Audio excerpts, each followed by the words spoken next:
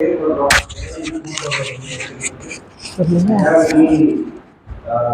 close relative, Kavya, is an MBA graduate from Iowa Institute of Administration and currently works in JP Morgan Chase. JP Morgan Chase is also a leading financial consulting company. So I was working. So other than the corporate work, she is also an entrepreneur, educator, activist influencer, who has her own YouTube channel and Commerce of Kavya with development. They are actively involved in teaching British students through online coaching. So financial literacy is very class. So today includes personal budgeting, investment planning, long-term wealth creation. So the program வந்து ஒரு 2 மணி நேரம் வந்து உங்களுக்கு நிறைய input இருக்க போகுது. உங்களுடைய ஃபினான்ஸை நீங்கள் இதுவரைக்கும் யோசிக்கிறீங்களான்னு தெரியாது. பட் இதை வந்து ஒரு எப்படி நம்ம சிஸ்டமேட்டிக்காக நம்ம இன்வெஸ்ட்மெண்ட் பண்ண முடியும், ஒரு லாங் டேர்ம் வெல்த் கிரியேட் அப்படின்றத பற்றி நான் பேச போகிறோம். So with this keyword of literature, I have great pleasure in inviting and handing over the floor to Kavya.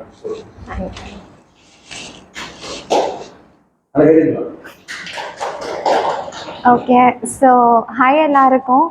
என் பேர் காவ்யா. ஸோ இந்த செஷன் ஆரம்பிக்கிறதுக்கு முன்னாடி இன்னும் இன்ட்ராக்டிவாக இன்னும் கனெக்டிவாக இருந்தால் கண்டிப்பாக முன்னாடி வந்து உட்காருங்க. தட்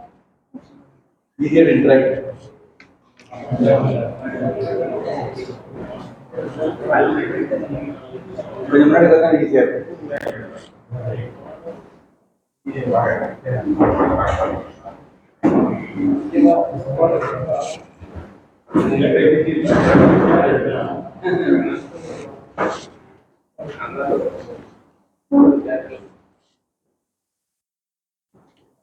ஓகே, ஸோ ஃபஸ்ட்டு நான் என்னையை பற்றி இன்னும் சொல்கிறேன். ஸோ தட் இன்னும் பெட்டராக கனெக்டாக இருக்கும் உங்களுக்கும். ஸோ நான் பிறந்து வளர்ந்தது எல்லாமே தூத்துக்குடியில் தான். இங்கே இருக்கிற விகாசா ஸ்கூலில் நான் படித்தேன்.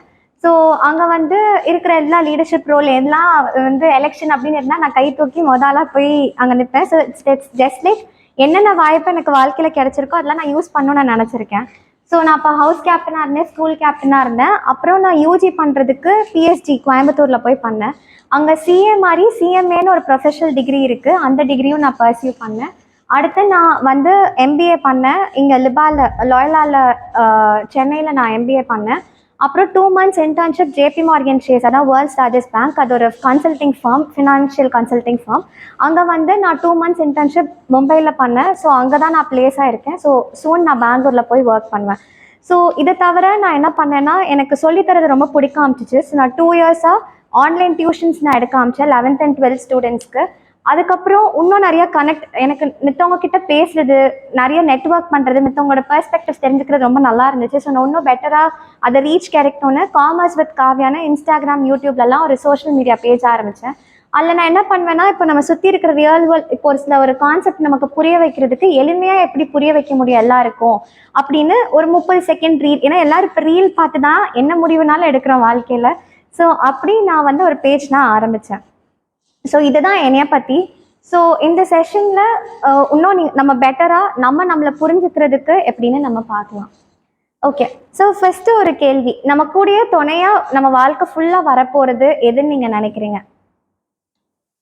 இன்ட்ராக்டிவாக வச்சுக்கலாம், அப்போ தான் இன்னும் நல்லாயிருக்கும். இன்ட்ராக்டிவாக இருந்தால் இன்னும் செஷன் நல்லாயிருக்கும்.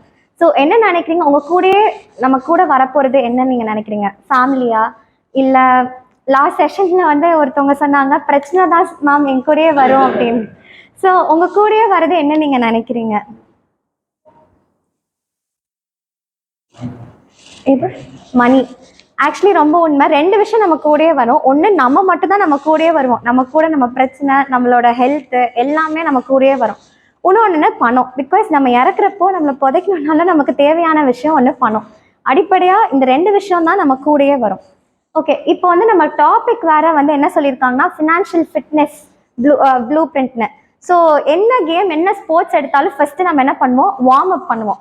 கரெக்டாக? ஸோ இப்போ நம்ம என்ன பண்ண போகிறோம், எல்லாருன்னா உட்காந்த இடத்துல ஸ்ட்ரெயிட்டாக உட்காந்துக்கலாம். நான் சொல்கிற இன்ஸ்ட்ரக்ஷன் படி மட்டும் பண்ணுங்கள். ஸ்ட்ரெயிட்டாக உட்காந்துக்கோங்க, கால் தரையில் படட்டும். உங்களோட கால் தரையில் படட்டும். ஓகே, 2 கையை முன்னாடி நீட்டுங்க. Okay, and facing downwards. உங்கள் லெஃப்ட் சைடு வந்து வரவு, ரைட் சைடு வந்து செலவு. ஓகே, ஸோ இதை நம்ம இப்போ எக்ஸ்பேண்ட் பண்ணுங்க, விரிங்க. பட் பார்த்துக்கோங்க, உங்கள் வரவு வந்து செலவு மிஞ்சிடக்கூடாது வரவை. ஸோ அதுக்கேற்றாப்புல அடக்கி வச்சுக்கோங்க.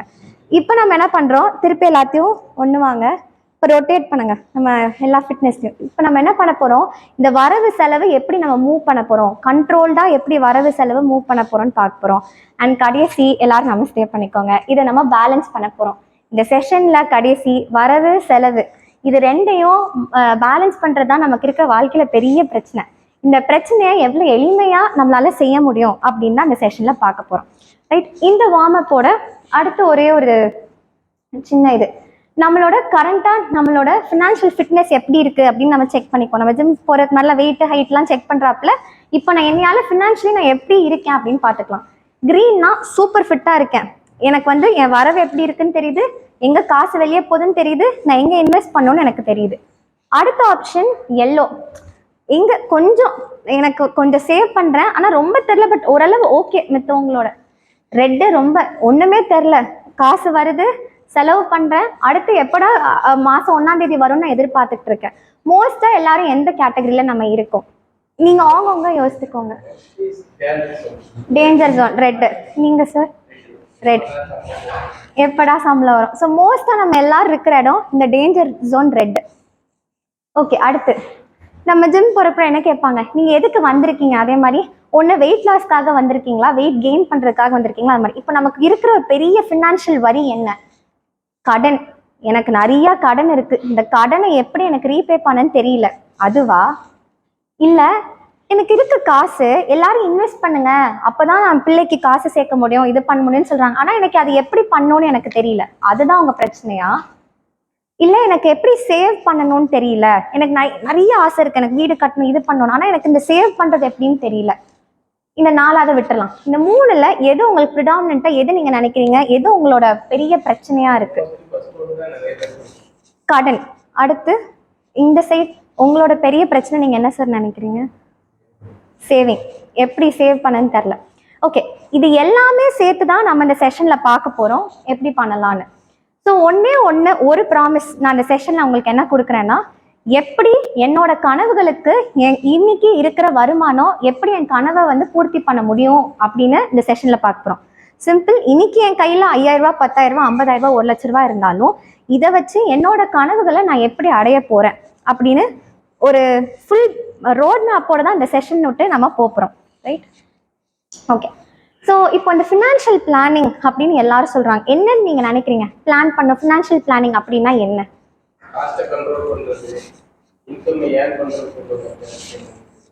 ஓகே, இந்த சைடில் சார் நீங்கள் பிளான்னா என்ன? இப்போ நம்ம பிளான் எல்லாத்துக்கும் எது பண்ணாலும் பிளான் பண்ணி பண்ணணும்னு சொல்கிறாங்க, அப்போ இந்த ஃபினான்ஷியல் பிளான்னா என்ன? நீங்கள் என்ன நினைக்கிறீங்க ஃபினான்ஷியல் பிளான்னா?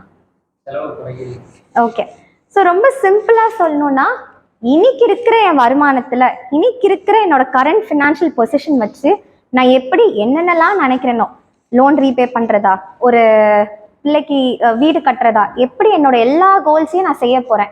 இன்னைக்கு இருக்கிற ப்ரெசென்ட்லேருந்து நான் எப்படி ஃப்யூச்சரில் இருக்கிற எல்லா கோலுக்கும் இன்னைக்குலேருந்தே நான் எல்லாத்துக்கும் செய்ய போகிறேன், அதுதான் நான் பார்க்குறோம். ஜென்ரலி எல்லாரும் என்ன நினைப்பாங்கன்னா, நான் எதுக்கு காசை பிளான் பண்ணணும், இதே இது நம்ம ஒரு பிஸ்னஸ் ஆரம்பிக்கிறோம் அதுன்னா உட்காந்து அவ்வளோ ஈடுபாடோட நம்ம பண்ணுவோம். ஆனால் நம்ம என்னைக்குமே உட்காந்து நம்மளோட வரது செலவு இதெல்லாம் உட்காந்து அவ்வளோ முக்கியத்துவமே கொடுத்தது கிடையாது. ஆனால் நமக்கு தெரியுது தான் தப்புன்னு. ஏன்னா நம்ம என்ன நினைப்போம்னா, ஒன்று பணக்காரங்க தான் இதெல்லாம் செய்வாங்க போல, ஒரு 50000 ரூபா 1 லட்ச ரூபா சம்பளம் இருக்கிறவங்க தான் அவ்வளோலாம் செய்வாங்க போல அப்படின்னு நினைப்போம். இன்னொன்று நம்ம நினைப்போம், ஒரு தடவை பண்ணால் போதும் போல. இப்போ நான் ஒரு நாள் மாசத்துல ஒரு நாள் உட்காடுறேன், இன்னைக்கு நான் பண்ணுறேன் அப்போ போதும், அப்போ இன்னைக்கு நான் பண்ணி பிளான் பண்ணால் போதும் அப்படின்னு ஒரு சில பேர் நினைப்பாங்க. அண்ட் இன்னும் நிறைய பேர் நினைப்பாங்க, இது ரொம்ப கஷ்டமான விஷயம் போல, இன்னும் வந்து எப்படி இல்லை ரொம்ப பெருசாக இருக்குது. யாரும் சொன்னால் இப்போ ஒரு HDFC பேங்க்குக்கு போனால் அவன் அங்கே இருக்கிற ப்ராடக்டை சொல்லுவான், இந்த இன்சூரன்ஸ் எடுங்க அந்த இன்சூரன்ஸ் எடுங்க, இதெல்லாம் ரொம்ப கஷ்டம் அப்படின்னு நினைப்போம். பட் இந்த இது எல்லாத்தையும் உடச்சி தூளாக்க போகிறோம். அப்படிலாம் எதுவும் இல்லை. இன்னைக்கு அம்பானியால் ஒரு ஃபினான்ஷியல் பிளானிங் பண்ண முடிஞ்சிச்சுன்னா இன்னைக்கு இருக்கிற என்னோட ரூபாயில் நானும் ஒரு பிளான் பண்ணி எப்படி வந்து அடுத்து என்னோட லைஃப்பில் நான் கொண்டுட்டு போகிறேன் அண்ட் என் ஃபேமிலி எல்லாரையும் கொண்டுட்டு போகிறேன்னு நம்ம பார்க்க போகிறோம். ஓகே, இதில் ரெண்டு விஷயம். ஃபர்ஸ்ட்டு நமக்கு இந்த மாதிரி பண்ணுறதுனால நமக்கு என்ன கிடைக்கும்னா டிசிப்ளின். மாதம் ஆனால் இவ்வளோ சம்பளம் வருதுன்னு நமக்கு தெரியும். அண்ட் அதே டிசிப்ளினோட எப்படி அந்த சம்பளம் எங்கே போகுது என்ன பண்ண போகிறோம் அப்படின்னு ஒரு டிசிப்ளின் நம்ம கொண்டு வர போகிறோம். அண்ட் செகண்ட்லி இப்போ நம்ம ஒரு சேவிங் ஸ்கீம் வச்சிருப்போம், ஆனால் எதுக்குன்னே தெரியாது எதுக்கு வச்சிருக்கோன்னு. அதே மாதிரி யாரோ ஒருத்தவங்க இன்சூரன்ஸ் எடுக்க சொல்லியிருப்பாங்க. ஸோ நமக்கு ஒரு விஷன், நம்ம எதுக்காக ஒரு விஷயத்துல நம்ம இன்வெஸ்ட் பண்றோம், எதுக்கு நம்ம சேவ் பண்றோம்னு தெரியாம நிறைய நேரம் பண்ணுவோம். அதை எல்லாமே கிளியர் ஆக்க போறோம் இந்த இதுல. ஓகே, ஸோ இப்போ இதுக்கு ஒரு ஃபர்ஸ்ட் ஸ்டெப் என்னன்னா, இப்போ லாஸ்ட் மந்த் ஒரு செஷன் கூட NLP கோல் செட்டிங்னு ஒரு கிளாஸ் எடுத்திருந்தாங்க. ஸோ இப்போ நம்ம என்ன பண்ண போறோம்னா, நம்ம லைஃபோட கோல் என்ன அப்படின்னு நம்ம எழுத போறோம். நம்மளோட ஆசைகள்லாம் எழுத போறோம். அதுக்கப்புறம் தான் நம்மளால செய்ய முடியும். அடுத்து நம்ம எப்படி அதுக்கு காசு சேர்த்து நம்ம என்ன பண்ண போறோம் அப்படின்னு. சரி, நம்ம லைஃப் கோல்னா அது என் கெரியர்ல இருக்கலாம், ஜாப்ல எனக்கு இன்னும் ஒரு 1,00,000 சம்பளம் வேணும், 50,000 சம்பளம் இருக்கிற வேலைக்கு போகணும் அப்படின்னு இட் கேன் பி நம்ம ஜாப்ல இருக்கலாம். இல்லை ஹெல்த் வைஸ் கூட இருக்கலாம், எனக்கு இந்த நோய் இல்லாமல் நான் இருக்கணும், இட் கேன் பி அ கோல். இனிமேல் நான் ஹாஸ்பிட்டல் பக்கமே தலை வச்சு படக்கூடாது, அதுவும் இருக்கலாம். இல்லை அது காசு சேர்க்குற விஷயத்துல இருக்கலாம், எனக்கு என் பொண்ணு கல்யாணத்துக்குள்ள இவ்வளோ பவுன் தங்கம் சேர்க்கறது, இப்படியும் கூட இருக்கலாம். இல்லை ஃபேமிலியில் இருக்கலாம். ஸோ நம்ம என்ன பண்ண போகிறோம், ரொம்ப சிம்பிளானா நம்ம கோலை 3ஆக கிளாஸிஃபை பிரிக்க போகிறோம். ஷார்ட் டேர்ம்னா 1 வருஷத்துக்குள்ள எனக்கு இந்த இதை நான் பண்ணி ஆகணும் அப்படின்னு நினச்சா அது ஷார்ட் டேர்ம். மீடியம் டேர்ம் 5 வருஷம், 1லேருந்து 5 வருஷத்துக்குள்ள எனக்கு அது பண்ண முடியுது, பண்ணி எனக்கு அந்த காரியத்தை சாதிக்கணும்னா அது 5 வருஷம், அது மீடியம் டேர்ம். லாங் டேர்ம்னா 5 வருஷத்துக்கு மேலே. நான் என்னோட எக்ஸாம்பிள்லேருந்து ஆரம்பிக்கிறேன்.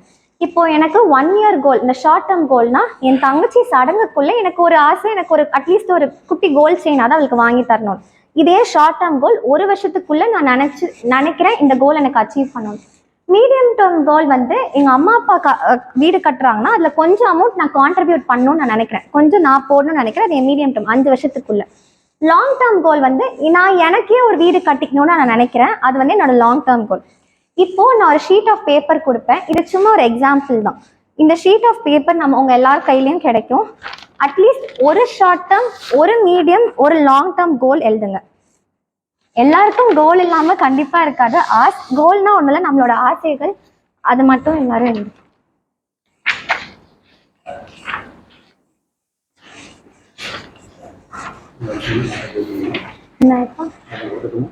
இருக்கட்டும்.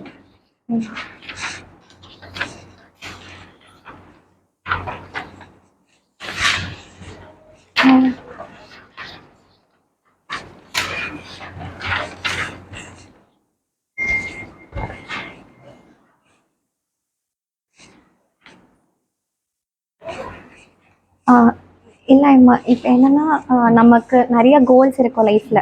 ரொம்ப simple. First step short term 1 இயர்க்குள்ளே எனக்கு இந்த கோல் அச்சீவ் பண்ணணும்னு நினச்சா அது short term. Medium term 5 years, long term 5 years and above. Example, என்னோட ஷார்ட் டேர்ம் கோல் என் தங்கச்சி பியூபர்ட்டி ஃபங்க்ஷனுக்குள்ளே நான் ஒரு கோல்டு இது சேர்க்கணும் அப்படின்னா இது ஷார்ட் டேர்ம். 1 இயர்க்குள்ளே whatever I want achieve. Medium term for எங்கள் அம்மா அப்பா வீடு கட்டுறாங்கன்னா I want to contribute a little, that is my medium term. Long டேர்ம்னா for example I want to build a home for myself. ரொம்ப simple. இப்போ இந்த கோல் மட்டும் எழுதணும். ஹாய் மேம், அந்த ஃபர்ஸ்ட் காலம் மட்டும் எழுதுங்க, அந்த கோல் மட்டும் எழுதுங்க, வேர்டிங். ஹாய் மேம், இதில் என்னென்னா ஃபர்ஸ்ட் ஸ்டெப் நம்மளோட லைஃப் கோல். ஃபார் எக்ஸாம்பிள் 1 இயர்க்குள்ளே I want to achieve this or attain திஸ்னா அது 1 இயர்க்குள்ளனா அது இந்த லைஃப் கோல் மட்டும் எழுதுங்க. மீடியம் டேர்ம்னா 5 இயர்ஸ், 1 to 5 இயர்ஸ். லாங் டேர்ம்னா அபவ் 5 இயர்ஸ். எல்லாத்துக்கும் ஒரு கோல் மட்டும், எல்லாத்துக்கும் மினிமம் ஒரு கோலாவது எழுதுங்க. Short term, long term and medium term.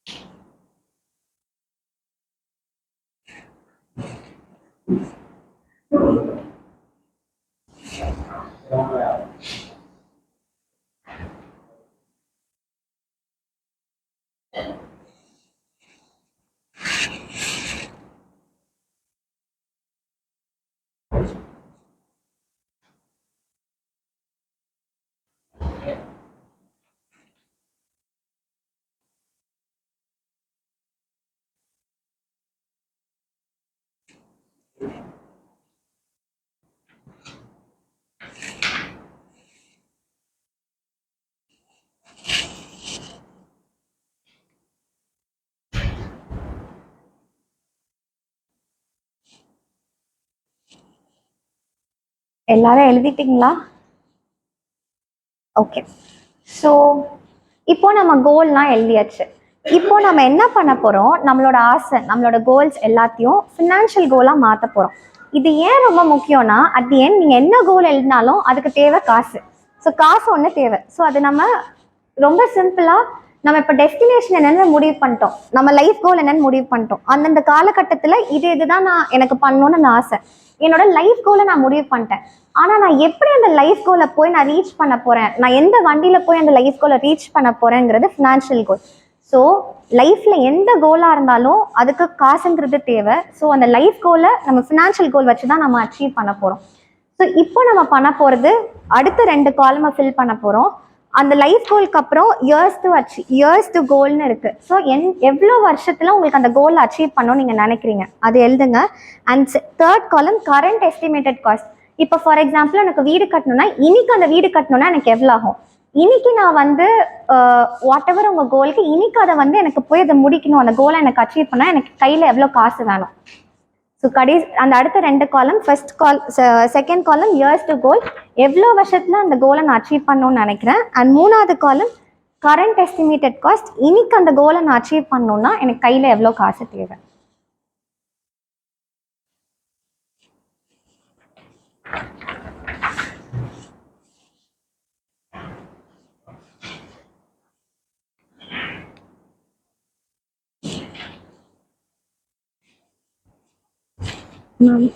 இந்த 2 காலம் years to goal and current estimated cost, இன்னைக்கு அந்த கோல் அச்சீவ் பண்ணுறதுக்கு எனக்கு எவ்வளோ ரூபா தேவை and years to goal.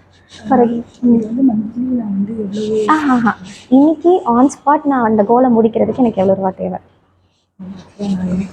Emergency fund final, அப்போ உங்களுக்கு எனக்கு 5 lakh தேவை.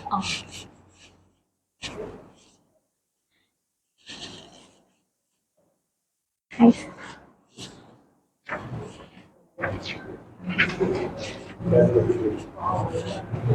சார் ஐயோ இல்லை ஒன்றும் இல்லை சார். இப்போ நம்ம goal whatever is or goal அது நம்ம 3ஆக பிரிக்கிறோம். அட்லீஸ்ட் 1 ஷார்ட் டேர்ம் கோல் 1 இயர்க்குள்ளே. ஸோ இந்த 3 காலம் மட்டும் இயர்ஸ் டு கோல் அண்ட் இன்னைக்கு அந்த கோல் அச்சீவ் பண்ணுறதுக்கு எனக்கு எவ்வளோ ரூபா. அதே மாதிரி நம்ம மீடியம் டேர்ம் கோலுக்கு, லாங் டேர்ம் 1 year தானே போட்டிருக்கேன், அதுக்கு மேலே போடக்கூடாது. ஆமாம் இதுக்கு மட்டும் அப்படி. பட் இங்கெல்லாம் மாறும். 1 year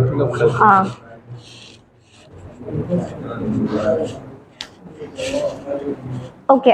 ஸோ இப்போ நம்ம அந்த அடுத்த 2 காலமையும் முடிச்சிட்டோம். பட் இங்கே தான் என்ன ஆகுது, நம்ம எல்லாம் நினைக்கிறோம் ஓகே டன்னு. பட் இங்கே தான் வில்லன் என்ட்ரியே வராங்க, இன்ஃப்ளேஷன். என்ன ஆகுது, வருஷம் விலைவாசி ஏறிக்கிட்டே இருக்கு. I mean it is keeping on increasing. நம்ம என்ன பண்ணுவோம், நிறைய தடவை நமக்கு வீடு கட்டணும், அதுக்கு நான் ஒரு 10 லட்சம் அப்படின்னு நம்ம நினைக்கிறோம். ஆனால் நான் 5 வருஷத்துல தான் அந்த வீடு கட்ட போறேன், அப்போ அந்த 10 லட்சம் எனக்கு பத்தவே பத்தாது. ஸோ அப்படியே நிறைய நேரம் என்ன ஆகுது, ஃபினான்ஷியலி நம்மளால ரெடியாக இல்லை. ஸோ ரொம்ப சிம்பிளாக சொல்லணும்னா இன்ஃப்ளேஷனை வந்து மேரேஜ் டு லைஃப், கல்யாணம் பண்ணி தான் ஆகணும், பிடிச்சனாலும் பிடிக்கலனாலும். சாப்பாடு சால்ட் டு ஃபுட், உப்பு போட்டு தான் ஆகணும் to have a meal healthy. So அதே மாதிரி நம்ம எல்லா கோலுக்கும் நம்ம இன்ஃப்ளேஷனும் கணக்கு எடுத்துக்கணும். ஸோ இன்னைக்கு நம்ம கோல் செட் பண்ணுறோன்னா 5 வருஷத்துக்கு கழிச்சு இன்ஃப்ளேட்டட் வேல்யூ எவ்வளோ இருக்குன்னு நம்ம கண்டுபிடிக்கணும். ஸோ ஆவரேஜாக பார்த்தா 6 to 7% நம்ம எடுத்துக்கலாம் பர் இயர் இன்ஃப்ளேஷன். இன்னும் ஸ்பெசிஃபிக்காக பார்த்தா இப்போ நம்ம எஜுகேஷன் நீங்கள் கோல் எடுத்திருக்கீங்கன்னா இயர் ஆன் இயர் 3.83% இன்ஃப்ளேஷன். அதுக்கு மெடிக்கலுக்குன்னு பார்த்தா 14%, ரியல் எஸ்டேட்டுக்குன்னு பார்த்தா 13%. ஓகே, இது எப்படி கால்குலேட் பண்ணோம்னா இதுக்கு ஆன்லைனில் ஒரு கால்குலேட்டர் இருக்குது. இந்த லிங்க்கை நான் எல்லாருக்கும் ஷேர் பண்ணுறேன். இது ரொம்ப சிம்பிள். இப்போ இன்னைக்கு வந்து என்னோட கோல் வந்து ஷேர் ஆகலையா இப்போ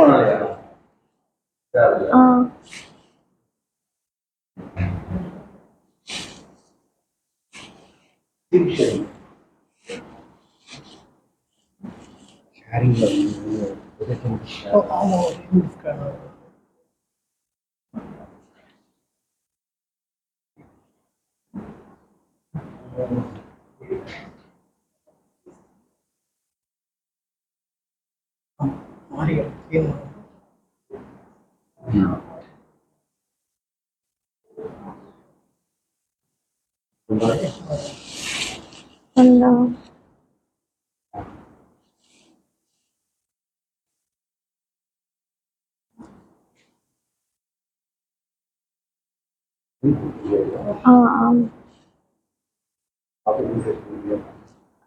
இதுலேயே வந்துடும். இப்போ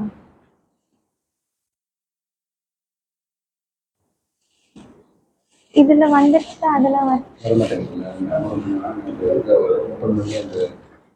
லிங்கை ஷேர் பண்ணி டைப் பண்ணிக்கிறேன். ஓ இதுலையா? பட் எப்படினாலும் இந்த ஸ்க்ரீன் அந்த ஸ்க்ரீன் ரெண்டாவது டிஸ்பிளே செட்டிங் வந்து பிபிடி டிஸ்பிளே ஆகுது. ஓ அது ஷேர் லாஸ்ட் செஷன்லாம் ஆச்சு.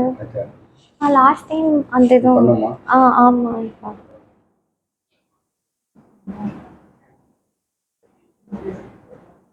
வரவே இல்லை. இது நம்ம நார்மலாக டைப் பண்ணாலும் ஓகேவா?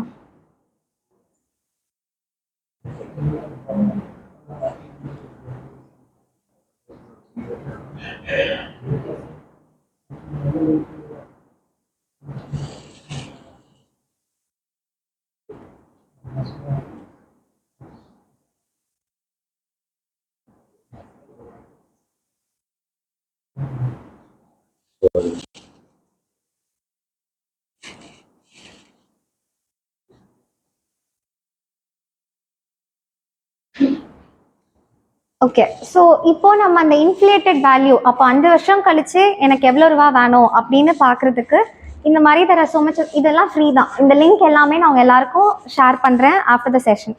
ஸோ நம்ம இப்போ ஃபார் எக்ஸாம்பிள் நம்மளோட எனக்கு இப்போது என்னோட கோலுக்கு 1 லட்ச ரூபா வேணும்னா ஐ அசியூம் இன்ஃப்ளேஷன் ரேட் 6%ன்னு. அப்போ எனக்கு ஃபார் எக்ஸாம்பிள் 4 வருஷம் கழிச்சு எனக்கு எவ்வளோ ரூபா வேணும் அப்படின்னா என்னோட அமௌண்ட் வந்து 1,26,247.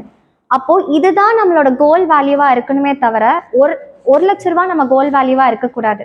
ஸோ நான் இந்த கால்குலேட்டர் லிங்க் நான் ஷேர் பண்ணுறேன். உங்களோட எல்லா கோலுக்கும் இன்னைக்கு வேல்யூலேருந்து அந்த வேல்யூ அந்த கரண்ட் காஸ்ட்டில் போடுங்க. எவ்வளோ வருஷத்தில் அந்த கோலை நீங்கள் அச்சீவ் பண்ணணும்னு நீங்கள் நினைக்கிறீங்களோ போடுங்க. அண்ட் தென் உங்களுக்கு அந்த ஃபியூச்சர் காஸ்ட்டுன்னு வரும். அப்போ இனிமேல் நம்ம கோலோட வேல்யூ என்னன்னா அந்த future cost inflated value of the goal தான் இனிமேல் நம்ம value of the goal. Okay,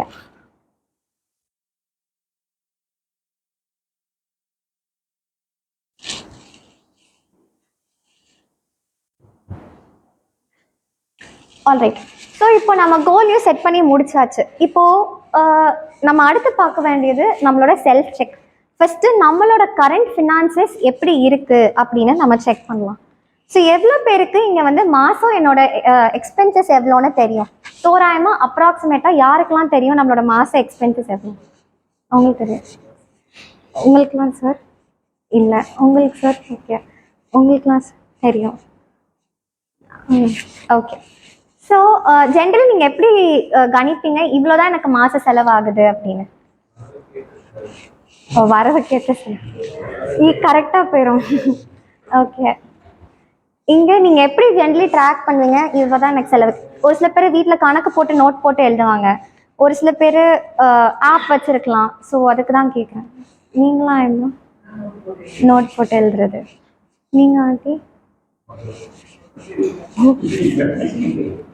GPay வச்சு. ஓகே, ஸோ என்னென்னமோ ஆப் இருக்குது. This is one app that I would suggest. எல்லாரும் கண்டிப்பாக நோட் பண்ணி வச்சுக்கோங்க. இந்த ஆப் மணி மேனேஜர்னு.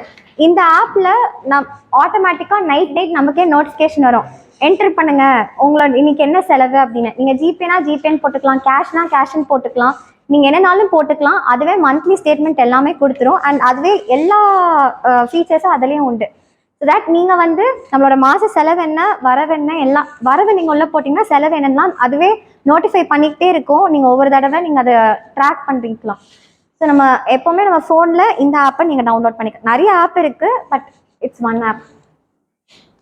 ஓகே, ஸோ அப்போது எல்லாருக்கும் இருக்கிற ஃபஸ்ட்டு ஒரு இதை பிரச்சனையை முடிச்சிடலாம். நம்ம எல்லோரும் என்ன நினைப்போம், இப்போ சார் சொன்னாப்பில் எனக்கு இவ்வளோ இன்கம் வருது, அது எல்லாமே எக்ஸ்பென்ஸ்லேயே போயிடுது, என்னால் சேவே பண்ண முடியல. இதுதான் நம்ம என்ன சொல்லுவோம், இதுதான் நம்ம ஜென்ரலி சொல்லுவோம். இப்போ நான் என்ன சொல்கிறேன், ஈக்குவேஷனே மாற்றுவோம். எனக்கு இவ்வளோ இன்கம் வருது, 10,000 ரூபா வருது. 1ஆம் தேதி வருதுன்னா 2ஆம் தேதி நான் ஆட்டோ டெபிட் பண்ணி எல்லா இன்வெஸ்ட்மெண்ட்டுக்கும் போட்டுற போகிறேன். மீதி எவ்வளோ இருக்கோ அதில் நான் கில்ட் ஃப்ரீயாக செலவு பண்ண போகிறேன்.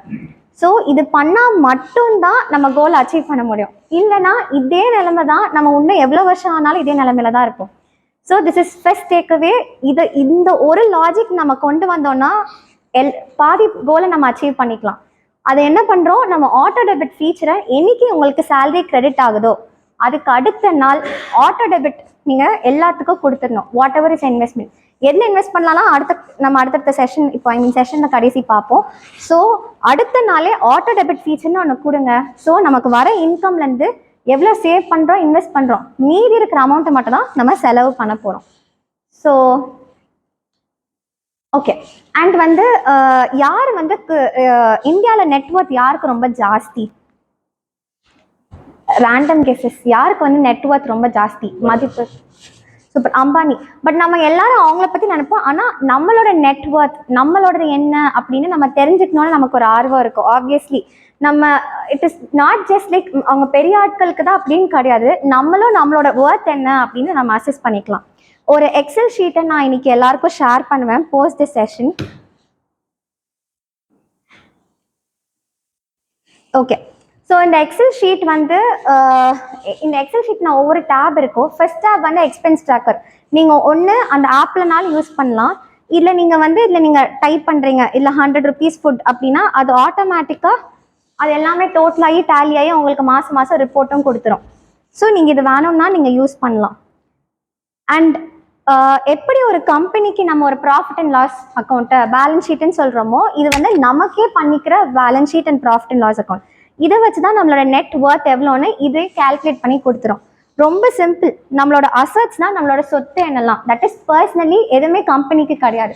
பர்சனலி என்கிட்ட எவ்வளோ கேஷ் இருக்குது, என்கிட்ட என்னோட வீடு இன்னைக்கு மதிப்பென்ன, நான் வச்சிருக்கிற லேண்ட்னா அந்த லேண்டோட மதிப்பென்ன, நான் ஏதாவது ஒரு மியூச்சுவல் ஃபண்டில் இன்வெஸ்ட் பண்ணுறேன்னா அதோட மதிப்பென்ன, இது எல்லாத்தையும் நீங்கள் போட்டிங்கன்னா இதை நீங்கள் கஸ்டமைஸ் பண்ணிக்கலாம் ஆஸ் டு உங்ககிட்ட இருக்கிற அசட்ஸ்க்கு ஏத்தாப்புல. அதே மாதிரி லயபிலிட்டிஸ்னால் நான் மித்தவங்கள்ட்ட என்னெல்லாம் கொடுக்கு, எனக்கு இன்னும் எவ்வளோ கடன் இருக்குது, நான் என்ன லோன் எடுத்திருக்கிறேன், என்ன கிரெடிட் கார்டு பேமெண்ட் நான் பண்ணணும், இதெல்லாம் நீங்கள் பேலன்ஸ் அவுட் பண்ணிங்கன்னா இதை வச்சு உங்களோட நெட்வொர்த்தும் நீங்கள் கண்டுபிடிச்சிக்கலாம். அண்ட் அடுத்து இந்த ஒரு ஷீட்டில் உங்களோட எல்லா பேங்க் டீட்டெயில்ஸையும் உள்ளே போடுங்க. அண்ட் ரொம்ப முக்கியம், இந்த ஷீட்டை ப்ரொடெக்ட் பண்ணணும்.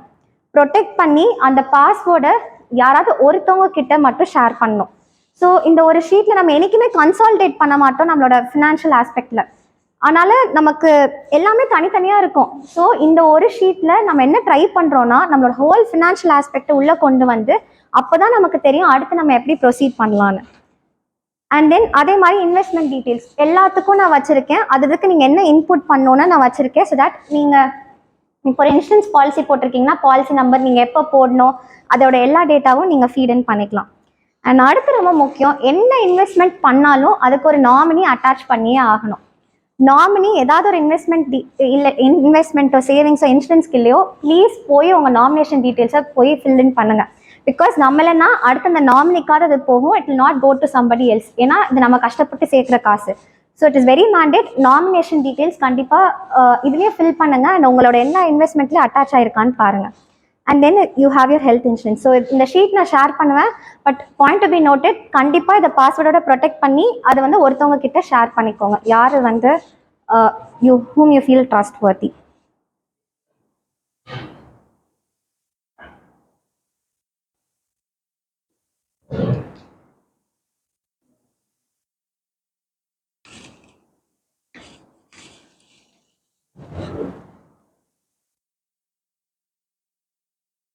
Okay, getting back. இப்போ நம்மளோட கரண்ட் பொசிஷனையும் பார்த்தாச்சு. கரண்ட்டாக நான் எப்படி இருக்கேன், என்னோட ஃபினான்ஸ் எப்படி இருக்குது அப்படின்னு. ஸோ என்ன பேசிக்காக டிஃப்ரென்ஸ் சேவிங்ஸ் இன்வெஸ்ட்மெண்ட், இது நம்ம ரொம்ப கேள்விப்பட்டுக்கிட்டே இருக்கோம். ஆனால் இதோட டிஃப்ரென்ஸ் என்ன? சேவிங்ஸ்னா என்ன, இன்வெஸ்ட்மெண்ட்னா என்ன?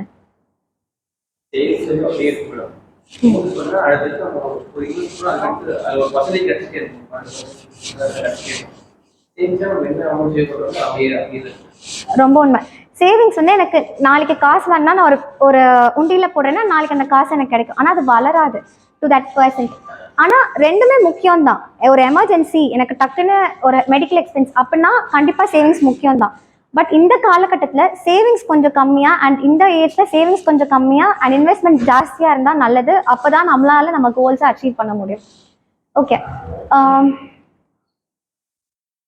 ஓகே இப்போ நம்ம நிறைய இடத்துல நம்ம போய் இன்வெஸ்ட் பண்ணுவோம். அப்போ இன்வெஸ்ட் பண்ணுறப்போ நம்ம எல்லாரும் கேட்குற ஒரு கேள்வி, எவ்வளோ ரிட்டர்ன் இது கொடுக்கும், நான் இன்னைக்கு இந்த ஸ்கீமில் போடுறேன் எனக்கு எவ்வளோ ரிட்டர்ன் கொடுக்கும் அப்படின்னு. ஸோ அப்போ வந்து அவங்க சொல்கிறாங்க ஒரு 10% 12% என்ன சொல்கிறாங்களோ ஓ அப்படியா அப்படின்னு நம்ம கேட்டுட்டு வருவோம். பட் ஆக்சுவலி இனிமேல் நம்ம ரிட்டர்ன்னு பார்த்தா நம்ம என்ன பண்ணணும்னா அது இன்ஃப்ளேஷனை தாண்டி எவ்வளோ % ரிட்டர்ன் கொடுக்குது, that is actually the real rate of return. இப்போ இன்ஃப்ளேஷன் 6 to 7%. ஆனால் இப்போ ஒரு பேங்க்கோட தோராய இன்ட்ரெஸ்ட் ரேட் 3%, எஃப்டியோட இன்ட்ரெஸ்ட் ரேட் 6 to 7%. அப்போது இது இன்ஃப்ளேஷனை கூட மேட்ச் பண்ணல. நம்ம இப்போ திருப்பி உங்க காசு வந்து ஒரு சேவிங்ஸ் பேங்க் அக்கௌண்ட்லயோ ஒரு எஃப்டியில் இருந்துச்சுன்னா அது actually it is giving negative return தான். அது ரிட்டர்னே கிடையாது. அந்த இன்ஃப்ளேஷனை கூட அதை தாண்ட மாட்டேங்குது. ஸோ உங்களோட எல்லா இன்வெஸ்ட்மெண்ட் ரெவென்யூ பட் கண்டிப்பாக தேவை. ஒரு சில சேஃப்டி பர்பஸ்க்கும் நம்ம அமௌண்ட் வந்து சேவிங்ஸ் பேங்க் எஃப்டியில் இருக்கிறது தேவை. பட் அதோட ப்ரொபோர்ஷனை கம்மி பண்ணிட்டு மீதி அமௌண்ட்டை go for other investments. Minimum at least ஒரு 10%, அட்லீஸ்ட் அந்த 6 to 7% பீட் பண்ணணும். அப்படி ஒரு இன்வெஸ்ட்மெண்ட் ரெவென்யூ தான் நம்ம போனால் தான் நம்ம கோல்ஸை நம்ம அச்சீவ் பண்ண முடியும். இப்போதான் இன்ட்ரெஸ்டிங்கான இது. சரி, இப்போ நான் காசை தூக்கி எங்கே போடணும், நான் எங்கே போய் இன்வெஸ்ட் பண்ணணும்? நிறைய ரெவென்யூஸ் இருக்குது. நான் ஒரு சில ரெவென்யூ சஜஸ்ட் பண்ணுறேன். அண்ட் ஐ ஆல்சோ செய்ய எந்தெந்த கோலுக்கு என்னென்ன ரெவென்யூ யூஸ் பண்ணலான்னு நீங்கள் கடைசி you can take that call no. First FD. ஏன்னா இது நம்ம தாத்தா பாட்டி காலத்துலேருந்து எல்லாரும் போடுறது எஃப்டியில் போடுவோம். ஒன்றே ஒன்று தெரிஞ்சுக்கோங்க, நம்ம எஃப்டி ரேட் வந்து 2 விஷயத்தில். இன்னைக்கெலாம் நீங்கள் நியூஸில் வந்து ரெப்போ ரேட் அப்படின்னு ஒரு ரேட் இருக்குது. இன்னைக்கெலாம் அந்த ரெப்போ ரேட் வந்து ஆர்பிஐ கூட்டுறாங்களோ உங்கள் எஃப்டி ரேட் கொஞ்சம் நாளில் கூடும். உங்கள் எஃப்டி இன்ட்ரெஸ்ட் வந்து இந்த ரெப்போ ரேட் ஜென்ரலி கூடினாலே நம்ம பேங்க்கு நம்ம எஃப்டி ரேட்டை கூட்டுவாங்க. இன்னொன்று, இந்த இன்ஃப்ளேஷன் கூடுதுன்னு நீங்கள் என்னைக்காவது நியூஸில் கேட்டால் ஓகே அப்போ நம்ம பேங்க் எஃப்டி ரேட் கூடணும்னு நம்ம 2 நிச்சயம் இருக்குது. எஃப்டி ரேட் கூட ஒன்று ரெப்போ ரேட் கூடணும், இல்லை இன்ஃப்ளேஷன் கூடணும். அப்போது நம்ம பேங்க் வந்து ஆட்டோமேட்டிக்காக நம்மளோட எஃப்டி ரேட்டை கூட்டி வைப்பாங்க. ஓகே, அடுத்து வந்து இந்த flexi account R sweep account. இது நிறைய பேருக்கு தெரியாது. இது வந்து 1 year கோலுக்குரிய ஒரு இன்வெஸ்ட்மெண்ட் ரெவென்யூ. இது என்னன்னா சிம்பிள். ஒரு எஃப்டி அக்கௌண்ட்டும் இருக்குது, என்கிட்ட சேவிங்ஸ் அக்கௌண்ட்டும் இருக்குது. ஆனால் நான் ஒரு லிமிட் செட் பண்ணுறேன். என்னைக்குலாம் என் சேவிங்ஸ் அக்கௌண்ட்டில் 25,000 ரூபாய்க்கு மேலே இருக்கோ அப்போ அந்த எக்ஸஸ் அமௌண்ட்டை மட்டும் தூக்கி எஃப்டி அக்கௌண்ட்டில் போடுங்க. அப்போ அட்லீஸ்ட் இந்த கொஞ்ச நாள் அந்த கொஞ்சம் எக்ஸ்ட்ரா அமௌண்ட்டுக்கு எனக்கு வட்டி வந்துக்கிட்டே இருக்கும். Interest will get accumulated. ஆனால் இப்போ திடீர்னு ஒரு கேள்வி வருது. இப்போது எனக்கு திடீர்னு நான் போகிறேன், ஏடிஎம் கார்டு வச்சு நான் வித்ட்ரா பண்ணுறேன். எனக்கு அப்போ வந்து 26,000 நான் வித்ட்ரா பண்ணணும். அப்போது தன்னால் அந்த எஃப்டியில் கொஞ்சம் எக்ஸ்ட்ரா அமௌண்ட் ட்ரான்ஸ்ஃபர் பண்ணியிருப்பாங்களே, அந்த அமௌண்ட் வந்து திருப்பி வந்து நம்ம சேவிங்ஸ் பேங்க் அக்கௌண்ட்டுக்கே வந்துடும். அண்ட் யூ வில் பி திருப்பி நமக்கு வந்துடும். ஸோ இதில் என்ன நடக்குது, அட்லீஸ்ட் கொஞ்சம் அந்த எக்ஸ்ட்ரா அமௌண்ட் நம்ம சேவிங்ஸ் பேங்க் அக்கௌண்ட்டில் இருக்கிறது அந்த எஃப்டியில் போய் அந்த எஃப்டி இன்ட்ரெஸ்ட் ரேட்டாக அக்யூமுலேட் ஆகுது. At least for that some point of time, கொஞ்சம் நேரத்துக்காது. ஸோ இது வந்து நமக்கு 2 சேவிங்ஸ் பேங்க் அக்கௌண்ட் மாதிரி நம்ம எப்போனாலும் வேணாலும் போய் நான் விட்ரா பண்ணி எனக்கு காசும் வந்துடுது. மீதி இருக்கிற அந்த எக்ஸ்ட்ரா அமௌண்ட் வந்து எனக்கு எஃப்டி இன்ட்ரெஸ்ட் ரேட்டும் எனக்கு கிடைக்குது. ஸோ இது வந்து 1 year உங்கள் ஷார்ட் டேர்ம் கோலுக்கு நீங்கள் இந்த ஆப்ஷன் யூஸ் பண்ணலாம். இது வந்து என்னென்னா ஒவ்வொரு பேங்க்கில் பேர் மட்டும் தான் மாற்றி வச்சுருப்பாங்க. ஃபார் எக்ஸாம்பிள் எஸ்பிஐயில் சேவிங்ஸ் ப்ளஸ் அக்கௌண்ட்டுன்னு வச்சுருப்பாங்க, ஐசிஐசிஐயில் மணி மல்டிப்ளையர் எஃப்டின்னு வச்சுருப்பாங்க. ஸோ இது நீங்கள் எந்த பேங்க்கில் வச்சுருக்கீங்களோ உங்கள் எஃப்டி அண்ட் சேவிங்ஸ் வந்து 2மே ஒரே பேங்க்கில் நீங்கள் வச்சுருக்கணும் இதுக்கு. அண்ட் அதோட பேர் மட்டும் மாறும் அக்கார்டிங் டு தட் பேங்க். அடுத்து நம்ம ரிட்டையர்மெண்ட்டுக்கு அப்படின்னு பார்த்தா இப்போது நிறையா இதில் pension is not mandate. So இது வந்து அட்டல் பென்ஷன் யோஜனா அப்படின்னு கவர்மெண்ட் வந்து கொண்டு வந்திருக்கிறது. ஸோ இதில் வந்து என்னென்னா இப்போ ஃபார் எக்ஸாம்பிள் என்னோட வயசு வந்து 22. அப்போது இது வந்து எனக்கு 60 வயசு இருக்கிறப்போ எனக்கு மாதம் பென்ஷன் வரும். ஸோ எனக்கு வயசு 22, எனக்கு 38 years இருக்குது இன்னும் 60 வயசு வர்றதுக்கு. இப்போ நான் மாதம் 59 rupees கொடுத்தா எனக்கு 1000 ரூபாய் பென்ஷன் வரும். இது 117 rupees கொடுத்தா எனக்கு 2000 ரூபாய் பென்ஷன், 177 கொடுத்தா எனக்கு 3000 ரூபாய் பென்ஷன், 234. ஸோ இந்த மாதிரி. ஸோ இது அவங்க என்ன கொண்டு வந்திருக்கிற கான்செப்ட்னா, இருக்குல்லே ரொம்ப கம்மியான அமௌண்ட் நான் மாதம் ஒரு 200 ரூபா 100 ரூபா போட்டால் கூட எனக்கு பென்ஷன் 60 வயசுக்கு அப்புறம் வராப்புல. ஸோ இது வந்து ஆனால் அதோட பென்ஷன் லிமிட் வந்து 5000 ரூபா வரைக்கும் தான். ஸோ அட்லீஸ்ட் கொஞ்சம் நம்ம சொல்கிறோம் செலவு அவ்வளோ இருக்குது அப்படின்னு. பட் அட்லீஸ்ட் அந்த பென்ஷனுக்கு நம்ம பண்ணுற ஒரு குட்டி டிசிப்ளினரி ஆக்டிவிட்டி இந்த அட்டல் பென்ஷன் யோஜனா. ஸோ நம்ம வயசுக்கு ஏற்றாப்புல பட் ஆனால் 39 years வரைக்கும் தான் நம்மளால் இந்த ஸ்கீம்குள்ளே என்ட்ரு பண்ண முடியும். என்ட்ரு பண்ணால் இந்த குட்டி அமௌண்ட்டை நம்ம மாதம் நம்ம போட்டால் டிசிப்ளின்டாக நமக்கு இந்த பென்ஷன் வரும். இப்போது இது எனக்கு பத்தாது, 5000 ரூபாய் எனக்கு எப்படி பத்தும் ஒரு பென்ஷன் அமௌண்ட் அப்படின்னா, அடுத்து நேஷ்னல் பென்ஷன் ஸ்கீம் அப்படின்னு ஒன்று உண்டு, என்பிஎஸ். இது வந்து Tier 1, Tier 2, Tier 3 அப்படின்னு உண்டு. பட் டயர் 1 வந்து இப்போ சென்ட்ரல் கவர்மெண்ட் ஸ்டேட் கவர்மெண்ட் எம்ப்ளாயிஸ்க்கு இது மேண்டேட்.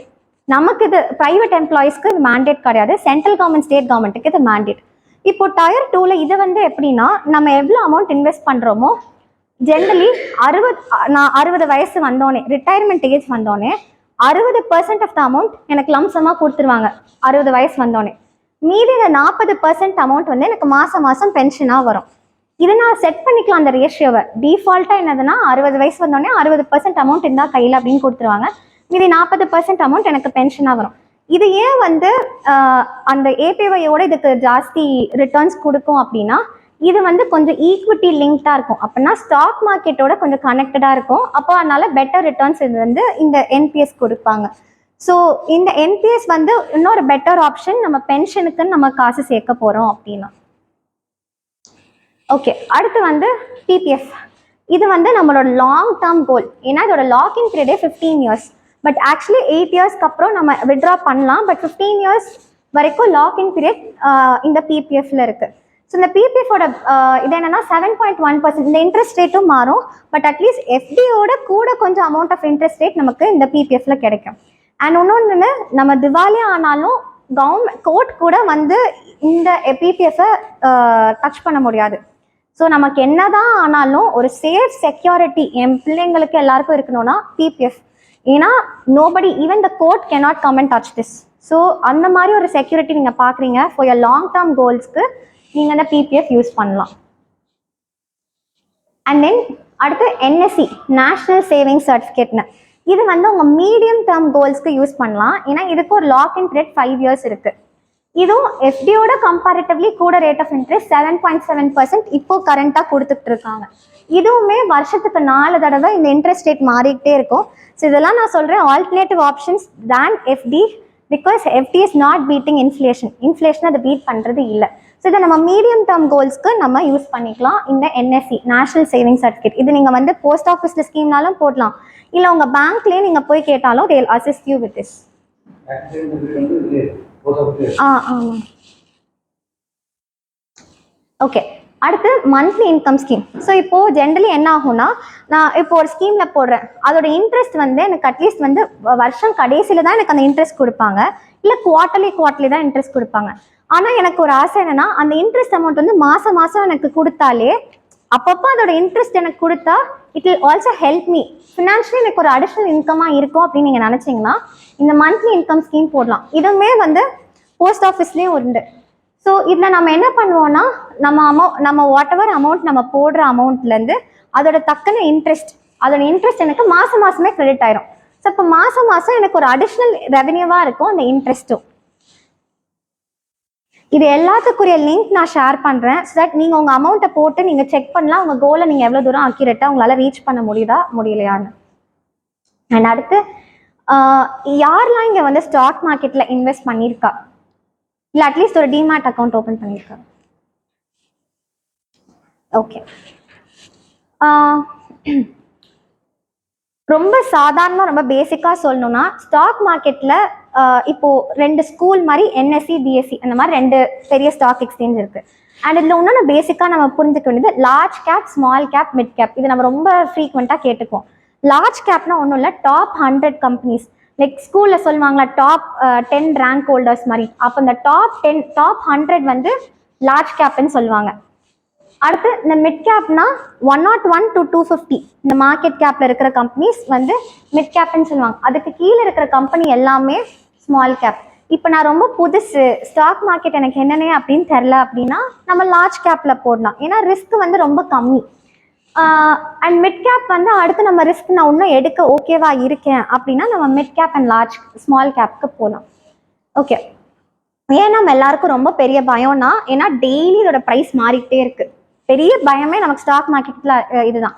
பட் ஆனால் பெரிய வாரன் பஃபெட் மாதிரி பெரிய ஆட்கள் என்ன சொல்கிறாங்கன்னா நீங்கள் ஒரு எஃப்டி போடுறீங்க, நீங்கள் திறக்கவே மாட்டேங்கிறீங்களே, 1 வருஷம் கழிச்சு தான் அது என்னன்னு பார்க்குறீங்க. அதே மாதிரி ஃபண்டமெண்டலாக ஒரு நல்ல கம்பெனி நல்ல ஸ்டாக்ல இன்வெஸ்ட் பண்ணால் பார்க்காதீங்க, அந்த ஸ்டாக்கை டெய்லி பார்த்துக்கிட்டே இருக்காதிங்க. எப்படி நீங்கள் ஒரு எஃப்டிஓ பிபிஎஃப்ஓ ஒரு போஸ்ட் ஆஃபீஸ் ஸ்கீமில் போட்டால் கண்ணை மூடிட்டு இருக்கீங்களோ அதே மாதிரி ஒன்ஸ் நீங்கள் ஒரு நல்ல கம்பெனியை தேர்ந்தெடுத்து ஒரு நல்ல ஸ்டாக்கை தேர்ந்தெடுத்தீங்கன்னா அதை அப்படியே விட்டுருங்க. Don't always go and see. அது பார்த்தா தான் பேனிக் ஆகுது. ஸோ இதில் இப்போ நமக்கு பிரச்சனை என்னன்னா எப்படின்னு ஒரு நல்ல கம்பெனி நல்ல ஸ்டாக்கு எப்படி நான் போய் தேர்ந்தெடுக்கணும் அப்படின்னு. ஓகே, அண்ட் ஃபர்ஸ்ட் வந்து எப்போவுமே வந்து ஒரு ஸ்டாக் வந்து யாரோ சொல்கிறாங்கன்னா அந்த ஸ்டாக்கை வாங்கக்கூடாது. ஏன்னா நம்ம ஆக்சுவலி அந்த ஸ்டாக் வாங்குறோம், ஒரு ஷேர் வாங்குறோம்னா அந்த பிஸ்னஸை வாங்குறோம்னு அர்த்தம். மீன் அந்த பிஸ்னஸ் நல்லா பண்ணாதான் அந்த ஷேர் ப்ரைஸ் ஏறுது. ஸோ என்றைக்குமே அது என்ன பிஸ்னஸ்னு ஃபர்ஸ்ட் நம்ம தெரிஞ்சுக்கணும். ஓகே, அடுத்து நம்ம மேனேஜ்மெண்ட் குவாலிட்டி அப்படின்னா அந்த ஸ்டாக் இப்போ ஒரு கம்பெனி இருக்குன்னு வச்சுக்கோங்களேன், அந்த கம்பெனியை யார் நிர்வாகம் செய்கிறா. ஃபார் எக்ஸாம்பிள் நிறைய கம்பெனிஸ் வந்து ப்ரொமோட்டர்ஸோட ஷேர் ஹோல்டிங்கே ஜாஸ்தியாக இருக்கும். ப்ரொமோட்டர்ஸ் என்ன பண்ணுவாங்க, அந்த ஷேர் ப்ரைஸை ஏற்ற தான் பார்ப்பாங்க. ப்ரொமோட்டர்ஸ் நிறையா இருக்கிற கம்பெனி ஸ்டாக்கை கண்டிப்பாக யாருமே வாங்கக்கூடாது. அண்ட் இப்போது ஃபாரின் இன்ஸ்டிடியூஷனல் இன்வெஸ்டர்ஸ், ஃபாரின் மக்கள் வந்து வெளிநாட்டில் இருக்கிறவங்க வந்து ஒரு ஸ்டாக்கை வாங்குறாங்கன்னா அப்போ that whole sum value. So நம்ம எப்போவுமே ஒரு ஸ்டாக், நான் அடுத்து காமிக்கிறேன் எப்படி இதெல்லாம் நம்ம செக் பண்ணணும்னு கூட. ஸோ அந்த ஷேர் அந்த கம்பெனியோட ஹோல்டிங்ஸ் எப்படி இருக்குது அப்படின்னு நம்ம பார்க்கணும். பிகாஸ் யார் அதை மேனேஜ் பண்ணுறா, அந்த ஒரு பிஸ்னஸ் என்ன பிஸ்னஸ்ன்னு ஃபர்ஸ்ட் பார்க்கணும். அடுத்து அந்த பிஸ்னஸை யாரை மேனேஜ் பண்ணுறான்னு பார்க்கணும். அடுத்து அட்லீஸ்ட் ஒரு மினிமம் 5 இயர்ஸ்க்கு கன்சிஸ்டண்ட்டாக எப்படி வளர்ந்துருக்கா, மினிமம் 5 இயர்ஸ் ட்ராக் ரெக்கார்ட் இருக்கிறது முக்கியம். அண்ட் அடுத்து பி ரேஷியோன்னு, இந்த ரேஷியோ வந்து இதை வந்து என்ன சொல்லணும்னா இந்த ஸ்டாக் வந்து எக்ஸ்பென்சிவாக இருக்கா இல்லை கம்மியாக இருக்கான்னு. நிறைய நேரம் என்ன பண்ணுவாங்க, ரொம்ப ஓவர் ஹைப் ஸ்டாக்கை நம்ம வாங்கக்கூடாது. ஏன்னா ஓவர் ஹைப் ஸ்டாக்னா அதை நம்ம எப்படி தெரிஞ்சுக்குவோம்னா பி ரேஷியோ வச்சு ஒரு ஸ்டாக் காஸ்ட்லியாக இருக்கா சீப்பாக இருக்கா. ஏன்னா சீப்பாக வாங்கணும், காஸ்ட்லியாக இருக்கிறப்போ விற்கணும். எப்போவுமே by at very low and sell at very high தான். அதை அப்போ நான் எப்படி செக் பண்ணுவேன் அப்படின்னா இந்த பி ரேஷியோ வச்சு பார்த்து நம்ம செக் பண்ணலாம். அண்ட் அந்த பிஸ்னஸ் நம்ம பற்றி பார்க்குறப்போ அந்த பிஸ்னஸ்க்கு தனித்துவமாக என்ன இருக்குது அப்படின்னு பார்க்கணும். பிகாஸ் ஆஸ் ஐ சே நம்ம அந்த ஸ்டாக்கு பேரில் இன்வெஸ்ட் பண்ணலாம், அந்த பிஸ்னஸில் தான் இன்வெஸ்ட் பண்ணுறோம். அப்போ அந்த பிஸ்னஸில் நல்ல ஒரு புரிதல் இருந்தால் மட்டும்தான் ஒரு ஸ்டாக் வாங்கணுமே தவிர இல்லைனா அந்த ஸ்டாக் நம்ம என்றைக்குமே வாங்கக்கூடாது. ஸோ இதுக்கு நான் இந்த ஒரு வெப்சைட் இது லிங்க்கும் நான் உங்களுக்கு அனுப்புகிறேன்.